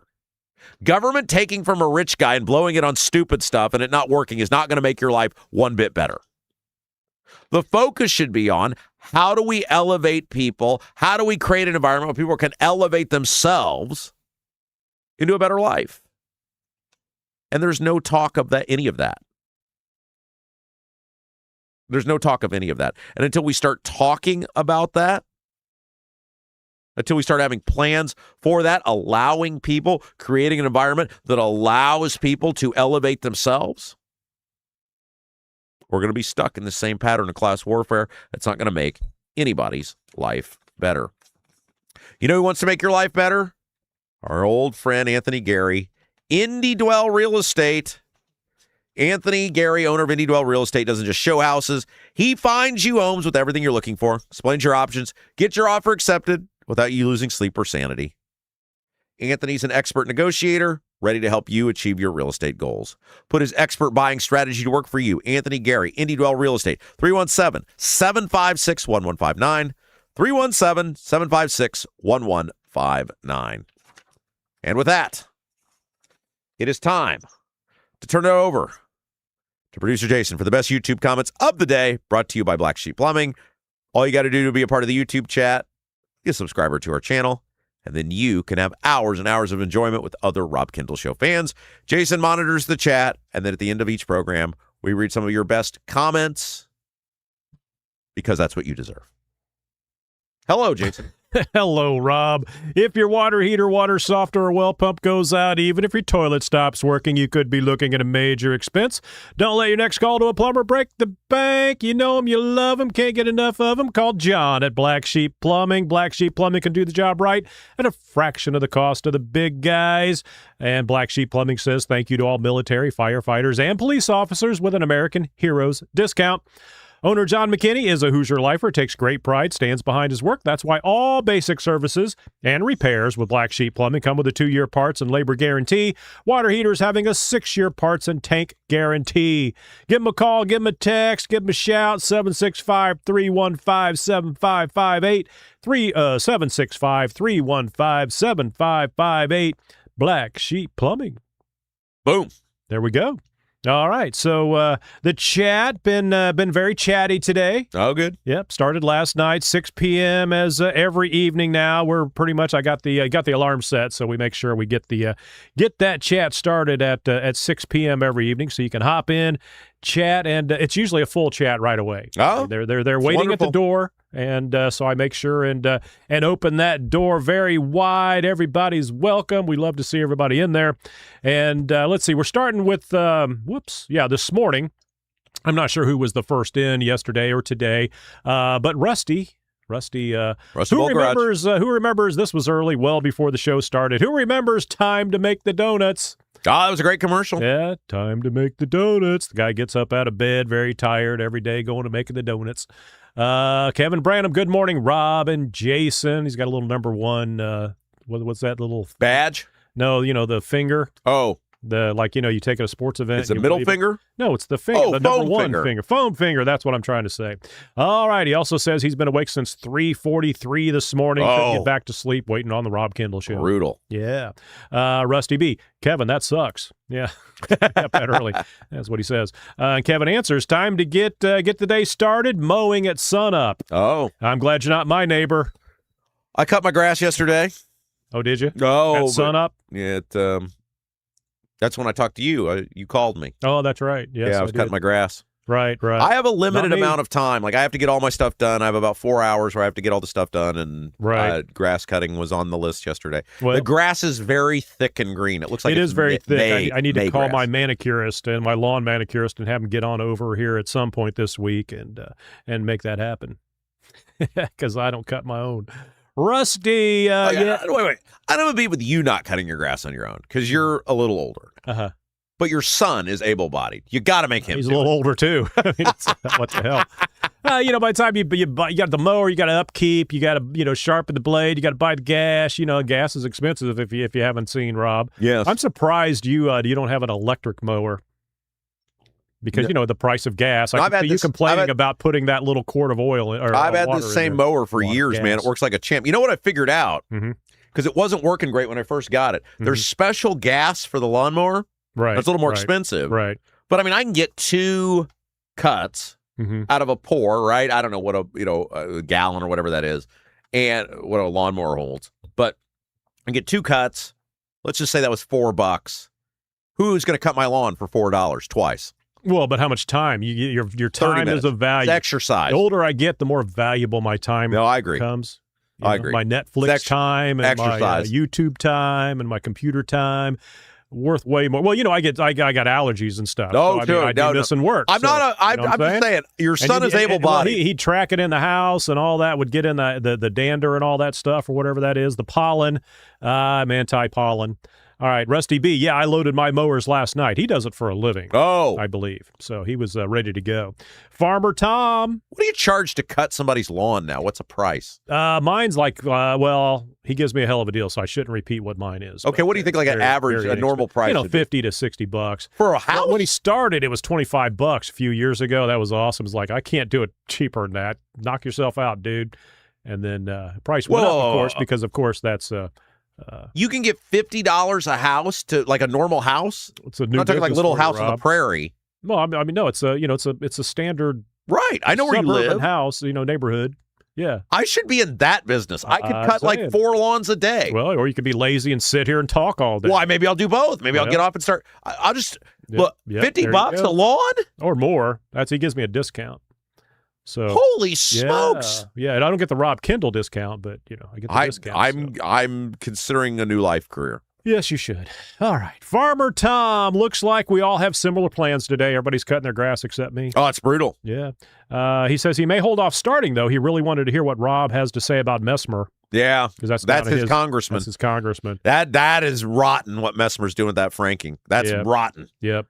Okay, the old man 68. Happy Tuesday, all you Robbleheads and Kindle crazies. Look like it's going to be another great day in Kindleville. That's right. Every day is great here. You ever been to Kindleville? Yes, northern Indiana. Yeah. Go north, right? Yep. Spray jockey, hello. Is it me you're looking for? Little Lionel Richie to start us off this morning. Yeah. All right. MLM Warriors, today is National Ice Cream Pie Day. Oh. I guess that's different than Ice Cream Day. Ice cream pie day. Yeah, it's in the shape of a pie. Yeah, you go to Dairy Queen. I've never had ice cream pie. Yeah, ice cream cake at the Dairy Queen. Well, that's different. It's not ice cream cake day. It's ice cream pie day. Years ago, This actually ended up being a good move on my part. I was thinking like dessert is expensive. There was a Dairy Queen best part of the meal cake on sale, Mm-hmm. and I bought the whole cake and I foiled them up, each individual piece, Mhm. and ate it over like a month and a half or whatever because it just took forever to get through a whole cake. But you think about how much individual desserts are. I ended up saving a bunch of money, eating the whole cake myself, and I got like a month and a half of dessert out of it. I'm lactose intolerant, so that'd be don't really do the ice cream cake. Yeah, that's right. You don't drink milk, do you? No, I don't. I drink almond milk, the unsweet almond milk. It's awesome. Okay, for those of you that share the same problem. MLM warriors added severe storms and historic flooding across Indiana have killed at least 7 people, with Hamilton County suffering major structural damage, including a collapsed bridge and a facility. Yeah, we had fatality. A whole segment about it. He was just recapping, I think. Oh, I got you. He gave us that before you had your segment. So oh, yes. He's filling everybody in before the show. He's a spoiler. He's our news guy. Yes. Yes. Our factoid and news guy. Rusty, Carmel's saying sewage pipe going to break from flooding. Watch out. Wash out. Oh. And sewage will flow into White River. Very good. Got all those Carmel people sewage going into White River. Well, theirs don't stink. So it's Adam Aasen, who did the interview with us from the Carmel City Council, they got more information about that quarry in the White River last night, and he wanted to make sure everybody knew that, hey, when he did that interview, they didn't have, he's giving me what he's got in the moment. That's on us. We have to tape him in advance. So he was very kind to come on, and he wanted to make sure everybody knew that it could be more serious. They don't know for sure yet, but he didn't want everybody to think he was trying to downplay the seriousness of it. Gotcha. Ethan Hatcher, another magnificent morning to bask in the broadcasting excellence of the Rob Kendall Show. Good morning, Robbleheads. This is going to be the perfect background noise while I paint walls today. Now, there's an entrepreneur right there. Filling bullet holes and painting walls. Ethan Hatcher. Yes. You want to talk about a go-getter. Ethan Hatcher. There we go. All right, the old man 68. I think I figured it out. Robbleheads are those who are in the chat from early morning till noon. Kendall crazies start the night before. Oh, I see. Yes. There's levels of Rob fanaticism. MLM Warriors, time to press that like button. Yes. And he pointed out pink shirt. Yeah, today was pretty obvious. Pink is this shirt. Pink? It's pink. Paint okay. the mother pink. Yep, all right. It is. That's all right. You look a little okay. John Mellencamp reference you there. Look okay in pink there, Rob. Josh Richardson. Now, if you had a bow in your hair, pink bow, that would be a little overkill. Yeah. Josh Richardson, Warrior, looks like he's contemplating jumping off the table. May have had enough. Yeah. MLM Warriors, Rob earned my thumbs up. Oh, thumbs excellent. up from MLM Warriors today. Congratulations. Old Man 68, the Hulkster and Warrior must be running the ropes because they switched positions. They did, didn't they? I suppose so. McLovins points out, though, that they come alive at night. It's like Toy Story. Yeah. Carol, 1776. Another great morning with Rob and the legend. That'd be me for those listening at home. Oh, you're the legend. I'm the legend. Yeah. And, of course, all of you. Let's dig in to the dirt. That is Indiana politics. Yes, very muddy because it's raining out. I was see raining. What you did there. Yes, thank you. Bucko 707. Good morning, all on vacation, so won't get to hear all of the program.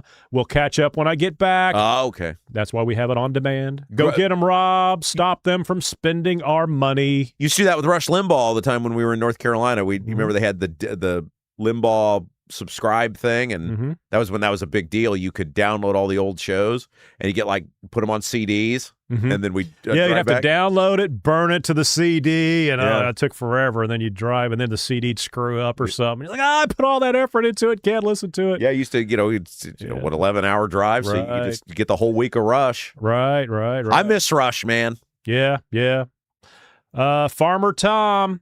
Mark Messmer isn't interested in serving his constituents, shows up for photo ops, won't do town halls or debates. Yeah, he's one of those guys that you're like, how does he keep, well, I shouldn't say keep getting elected because he was just recently elected, but how does he keep elevating? There's nothing about Messmer where you're like, oh, what a compelling guy. And yet he finds a way to win down there. Ooh, LD Stoltz corrects me. Oh, it's stinky. Take a ride over the sewage, by the sewage on 96th Street. Oh, Carmel. Yeah. So I guess it does stink. That's terrible. All right. Tom Heller. Back in that'd be 2019 for those keeping track, Messmer was central to passage of the state's data center tax exemption bill, had lots of campaign money from steam pipe fitter unions. Oh, digging up dirt on old Messmer there. Farmer Tom, he's also the one who authored the law that made the Mid-States Corridor possible. I think we mentioned that in our segment. Him and Braun teamed up together. Jack the Libertarian. I hear, he hears a radio station. I won't say which. Oh, I guess it is because it's already sold. Sunrise Broadcasting. He says, I hear Sunrise Broadcasting is for sale. Is it worth owning your own radio station? Where's that? Okay, Sunrise Broadcasting. They are down in Wilmington, North Carolina. Oh, yeah. Stomping grounds there. That's right. That's right. Rob worked at the Big Talker, which is no longer in business. Maybe we'll be 2 for 2 on Rob's former stations going out of business here soon. But they went out of business and sold to a Christian. They were actually a Christian company that owned the Big Talker that Rob worked at, and then they decided that talk was not enough money, so they flipped it to more of a Christian format. Well, they mellowed out. No.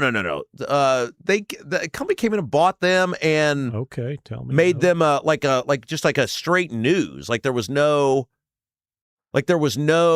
history of the Big Talker is no longer on the air in Wilmington, North Carolina. The conservative news and talk format previously on 106.7 ended in 2021 when the frequency flipped to a simulcast of Southern gospel formatted music. So right, but I'm saying the people that they initially sold out to, they took away the talk aspect. Like it just became like a news. Oh, okay. They were like one of those newspaper companies that like used the radio station to promote their online news organization. Well, he asked, can I get rich?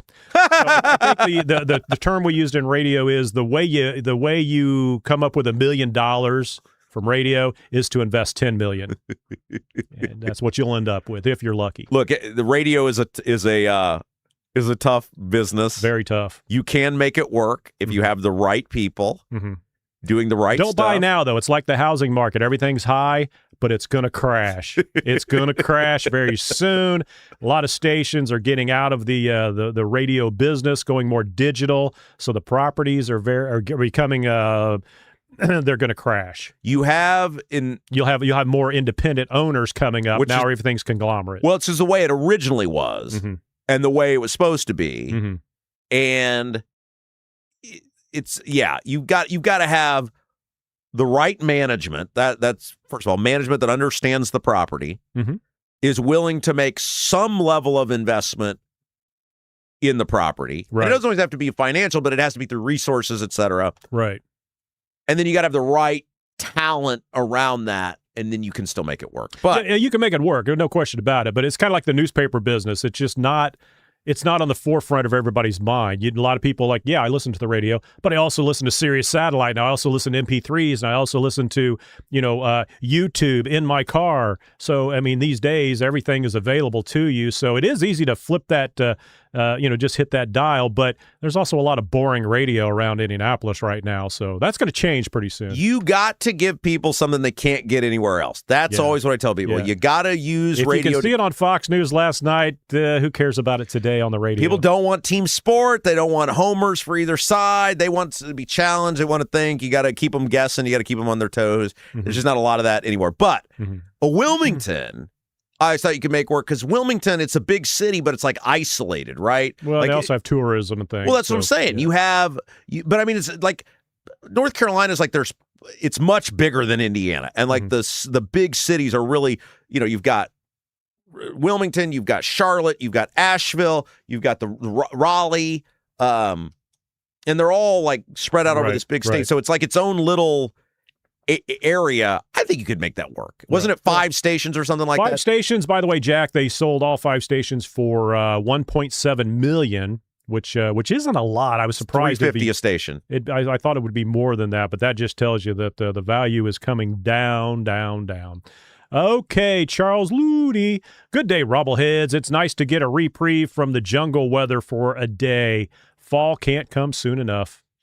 It's right around the corner. Yep. Don't forget to RSVP, Charles Looney. John Rust, big event, October the 3rd. All of you out there that haven't done so yet, rustforamerica@gmail.com. Expect to see you down there sharing in my birthday cake, Charles. C. Mills, Chris, hit that dang like button, y'all. McLovins, buy the station, hire Rob and legend Jason, and you will get rich, Jack. Don't take McLovin's financial advice on that one, Jack. We're not buying any more radio stations. No, we're not. Now, if somebody else wanted to buy one. Yeah, Jack, if you want to hey, look, if you've got some fun money to put up, give us a call. We've figured out what to do. We'll find a way to waste that fun money for you. We've figured out what to do and don't do with radio stations. Okay, so back to Messmer, the old man 68. My wife, he's down there as well in southern Indiana. My wife refers to the commercial of him tooting his horn, playing the trumpet, the trumpet, as the toot my own horn commercial. Yeah. That's got to look tacky. I haven't seen it. Stupid. It's got to look stupid. Like he looks stupid. Like the Pied Piper or something. He looks stupid. Yeah, well, most of them. And the fact that he's wasting taxpayer money to do it is even more stupid. Here's a new one in the chat, just a name that popped up. I think this might be his only comment. Kenneth Fitzlaff. Hi, Kenneth. Welcome. Might be Kenneth Fitz from Lafayette, perhaps? I'm not sure. Welcome, Kenneth. He owned probably down south because he's talking about Messmer. Messmer claims to support Hoosier farmers, yet gave $12 billion to Argentina cattle ranchers. Yeah, why are we giving money to Argentina cattle Wasn't that ranchers? issue with the beef? They were trying to make beef more affordable. Jack the Libertarian, thanks for the reminder. I forgot to hit the like button. All right, somebody reminded everybody to like there. There you go. If you haven't done so yet, please do that. Takes 2 seconds, really helps us grow the program. We do appreciate it. Drew's in the Hello, chat. Drew. Can't wait until October 3rd. Does anyone want to play golf? Drew's looking for a foursome. Drew, we have an event Better than a planned. threesome. Yeah. Go ahead. I'm sorry. Okay, I'm sorry. Continuing on. Kenneth Eagold, senior moment of the day, drove to Greencastle for a doctor's appointment that's scheduled for tomorrow. Oh! Depending on how far you had to go, that's I don't know, but sounds like it wasn't around the corner. Robert Schwartz, not too worried about Bye. That'd be Bo Bye.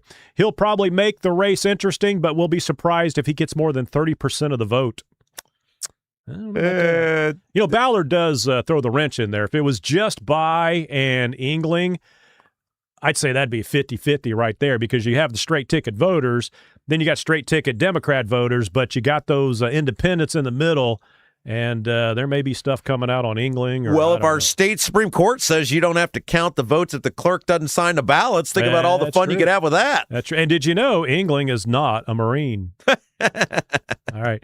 Jeremiah Morrill. Hello, Boss Hog of Liberty. Oh, okay, that's him. Somehow, Rahm sounds pragmatic and reasonable. He was on CBS Sunday morning. That's Rahm right. Emanuel. Rahm Emanuel. Yep. So did you know that his brother is Ari Emanuel, who Ari Gold on Entourage was based on? Ah, did not know that. Yeah. I know you loved Entourage. That was a good show.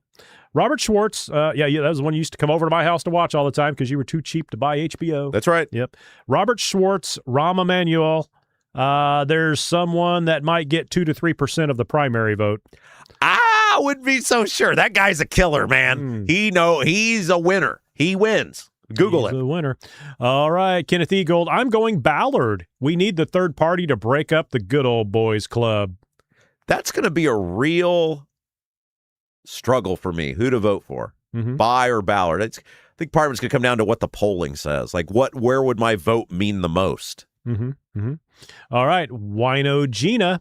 Good morning, everyone. I'm listening from the office for a bit before meetings, so I'll be lurking in the chat. Lurking.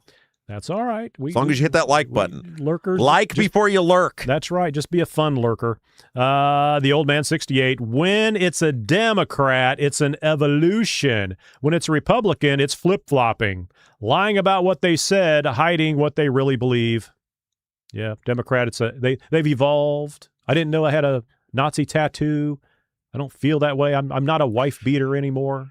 That's an evolution. That's evolving. If you're Republican, then that's look, the whole thing about that they didn't believe in defund the police or the reparations or all that stuff is ridiculous. All the stuff they said during COVID, they totally believed, and now that they're coming up with the phraseology, they're trying to make you think: one, you didn't see what you saw, and two, well, that was the wacky people. That wasn't us. No, it was you. Right, it was totally right. you.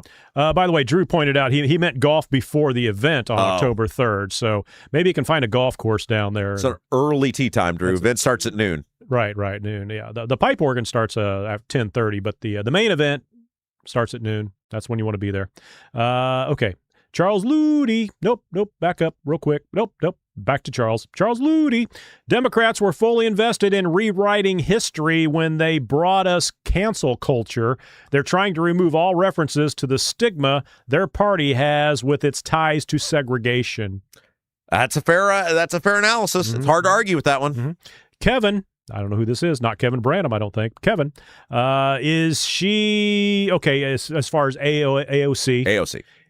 Is she being groomed for Nancy's House position, 30-year politician? She's not going to be Speaker of the House.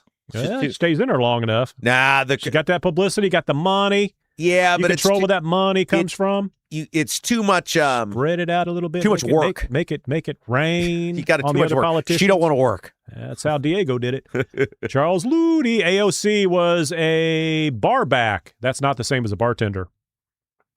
It's good point, but bar backs work harder than bartenders. Yeah, so you might be giving her a little more credit. My point is that the Republicans keep making fun of her for being a bartender. Right. It is insulting to people who work hard, first of all. Second of all, it doesn't make you dumb. Right. And third of all, there's enough stuff to go at her on her actual views. You don't have to get into that stuff that's going to potentially alienate voters. It's not easy remembering all those drink recipes. The old man 68, I don't think AOC will run because she eats up the attention when she gets when being asked, but she saw what happened to Harris and knows it will be worse for her due to her IQ being lower. I mean, she's dumb. Yeah, I mean, it had nothing to do with her being a bartender or whatever. Right. She's dumb. There's a lot of dumb people who graduated college. Graduating college did not make you a smart, highly intellectual person. No, she's really good at marketing. Mm-hmm. I mean, I'm talking like IQ. I bet her IQ is shockingly low, but she's very good at marketing and understanding media. That's what her gift is. Well, TikTok influencers are usually dumb as a box of rocks, but make way more than we make. Well, that's my point, Yeah. right? I mean, she and as long as she has a willing media, the problem she's going to have is once she gets on the stage with Newsom and Emmanuel's in and Buttigieg and Kamala and whatever other people get in there, they're not just going to give her a free path to the presidency. They want to be president, and she's going to get legitimately challenged. And what's the media do then? Whose side are they going to take? Oh, Mad Duck points out that lurking at work is lorking. Oh, yeah, lorking. Got it. Yeah, very good. All right, Thank you. Good job. Here's one for you, Rob. This will be a fun one. Upland Sandy. I watch Hassan Piker every day. Yes, he is completely reasonable. Oh, goes on to say. He's an imperfect messenger, but really has the same themes I hear on this show. Comparing you to Hassan Piker. You guys are peas in a pod, according to Upland Sandy. I have heard some of Hassan Piker's greatest hits, and we may hate the government equally, but for very different reasons. Well, but you might hate the government equally, but your what am I trying to say? The way that you would change it. Yes. Would be totally different. Hassan Piker wants absolute control of the government over everybody's life. I want less of it. He wants the government to overtake everything. Right. We may have the similar view of, hey, Brown's a good example, Jesse Brown. You know, there's things we agree that are wrong with the government, but how we'd fix them are not on the same planet. And I'm sorry. There ain't no coming back from saying America deserved 9/11. Nope. No coming back from He's that. just misunderstood, Rob. No. Okay. The 06010 board. Good luck, producer Jason, at your HOA meeting tonight. Yes, goddamn HOA meeting tonight. Got to go vote on the pond. We're actually, our HOA is, I was saying yesterday, it's not as bad as everybody else's or whatever, because we use city laws. You can vote on that, whether you want to you have to either do all city laws or or you make up your own stuff. So because of the way it was set up, I'm not sure how it happened. I wasn't there when the vote happened, but we use city. So we have like city snow removal. If a car is parked where it's not supposed to be or whatever, the city police have to come and do it. So our HOA isn't like others that can be totally you know, in control and you get a letter every day and all that stuff. It's just like if you're obeying city laws, then you've got no problem. Right.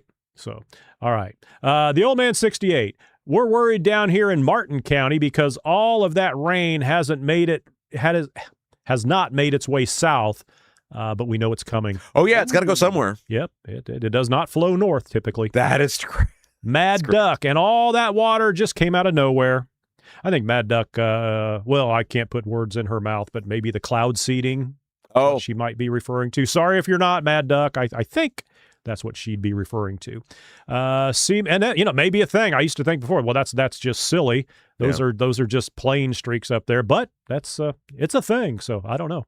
C Mills, we like to call Wednesday, which would be tomorrow, Wings Day. Oh, because it's wings at Double D's. Wings at Double D's, yeah. So. C Mills is like norm there at Double D's now. Yeah. Mark Tribble. Thanks for the flood coverage, Rob. We're still having a hard time up here in the region, and was good to see Chuck talking about it yesterday. We got you. I think we've hit all the major places at least. There we go. We need an update from Mark on whether what's going on up there. If it's flowed south now, or if it's out of the area. What's going on there? Boom, boom, boom. Steve Green with an E. Lots of watchers not hitting the like button. That's right. You got to hit that like button, please, please, please, pretty please. Mm-hmm. Teresa Kendall. I am friends with her now on Facebook. She's not any relation to me. Right. Messmer created the Mid-States Corridor legislation with Mike Braun in 2017. That's correct. Yeah. I think we've said that numerous times. We just wanted to reiterate it. Yep. Sue Seifert, this throwing out votes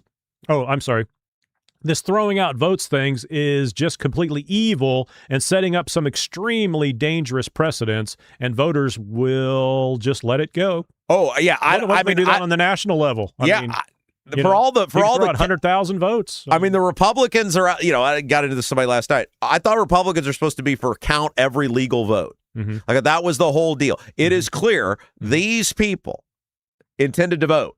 Mm-hmm. The fact that most of them were in person, and by in person I mean in front of someone. I believe there were two, elderly people or whatever that had to vote at their retirement home or whatever. But it's clear they intended to vote. It's clear they intended to vote for Spencer Deary. Mm-hmm. How you're going to say those people can't vote when the law clearly says, based on the statute that I read, that if the government screws up in this manner, which it appears that's what they screwed up, you don't count the vote. If this gets thrown, look, anything can happen, right? I don't understand how Russ got thrown off the ballot a couple of years ago. So clearly the court can do whatever they want to do. This seems like a really big deal if they don't count these votes. So Drew, I'm confused. Drew says, I'm not sure if he's doing this tongue-in-cheek, but he says, I'm voting for Ballard. Okay. Well, I thought Drew was a major anti-Ballard guy. When you had Ballard on, Drew was one of those that was very. I've got to worry about who I vote for. So, no, I'm just clarifying. I didn't know if he meant that as a joke or if he was like replying to somebody. Maybe he got fed up with the libertarians because they're. Oh, that's very true. It has been about a month or so. Or Drew can't vote for Buy or England, so Ballard's the only one left. Right. Look. Here's what I tell people. Everybody comes to their own conclusions on how you vote. Mm-hmm. The one thing that Ballard can say. And I say this as an undecided voter. I've got it down to two guys. But the one thing that Ballard can say that no other candidate can say, I mean, Libertarian could say it theoretically, but look, they've had 35 years and they can't pull it off, is he gives you an opportunity to potentially run for public office if you desire.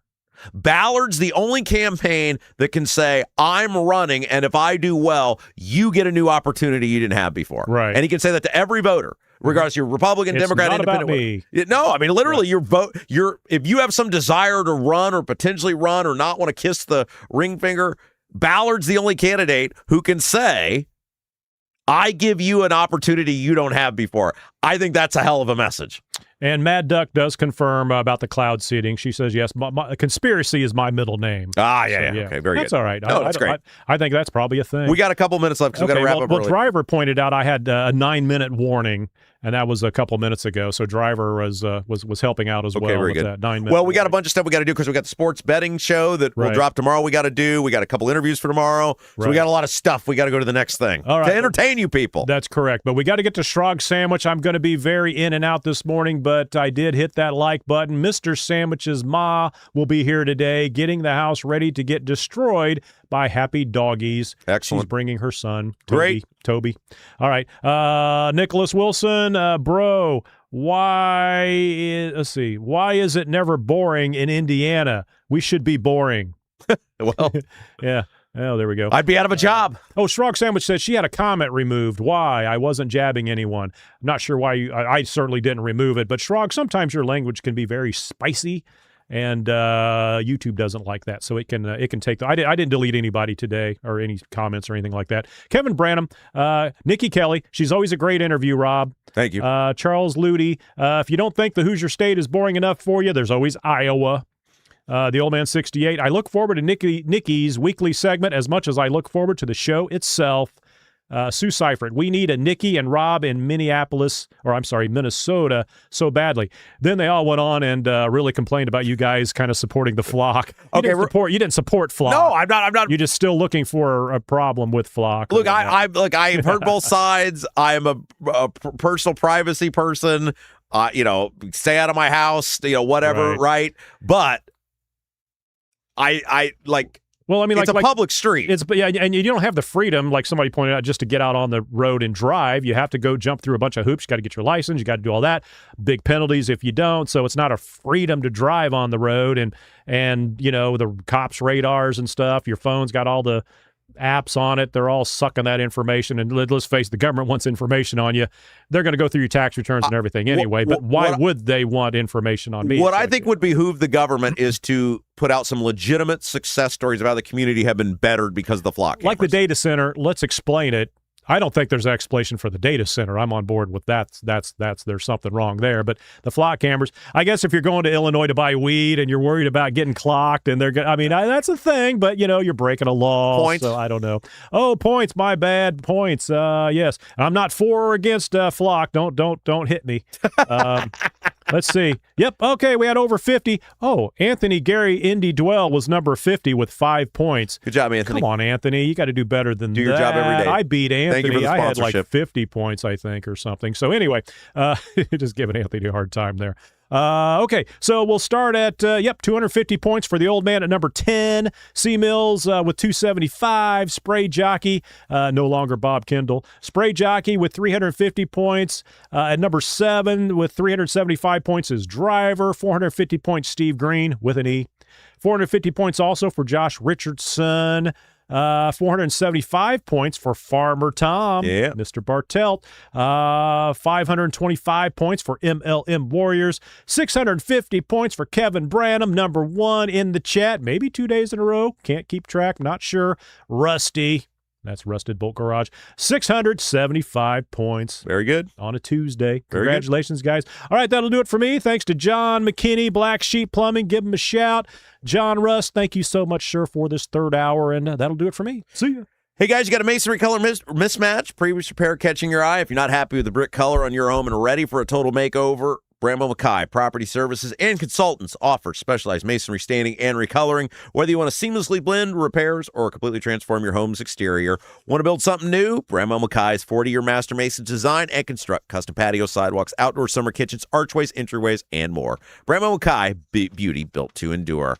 All right, that is going to do it for us today. You guys were awesome as always. Thanks to producer Jason. You guys take care of yourself. We will see you back here tomorrow, 9 until noon. The Rob Kendall Show for producer Jason. I'm Rob Kendall. You've been listening to Rob Kendall Show.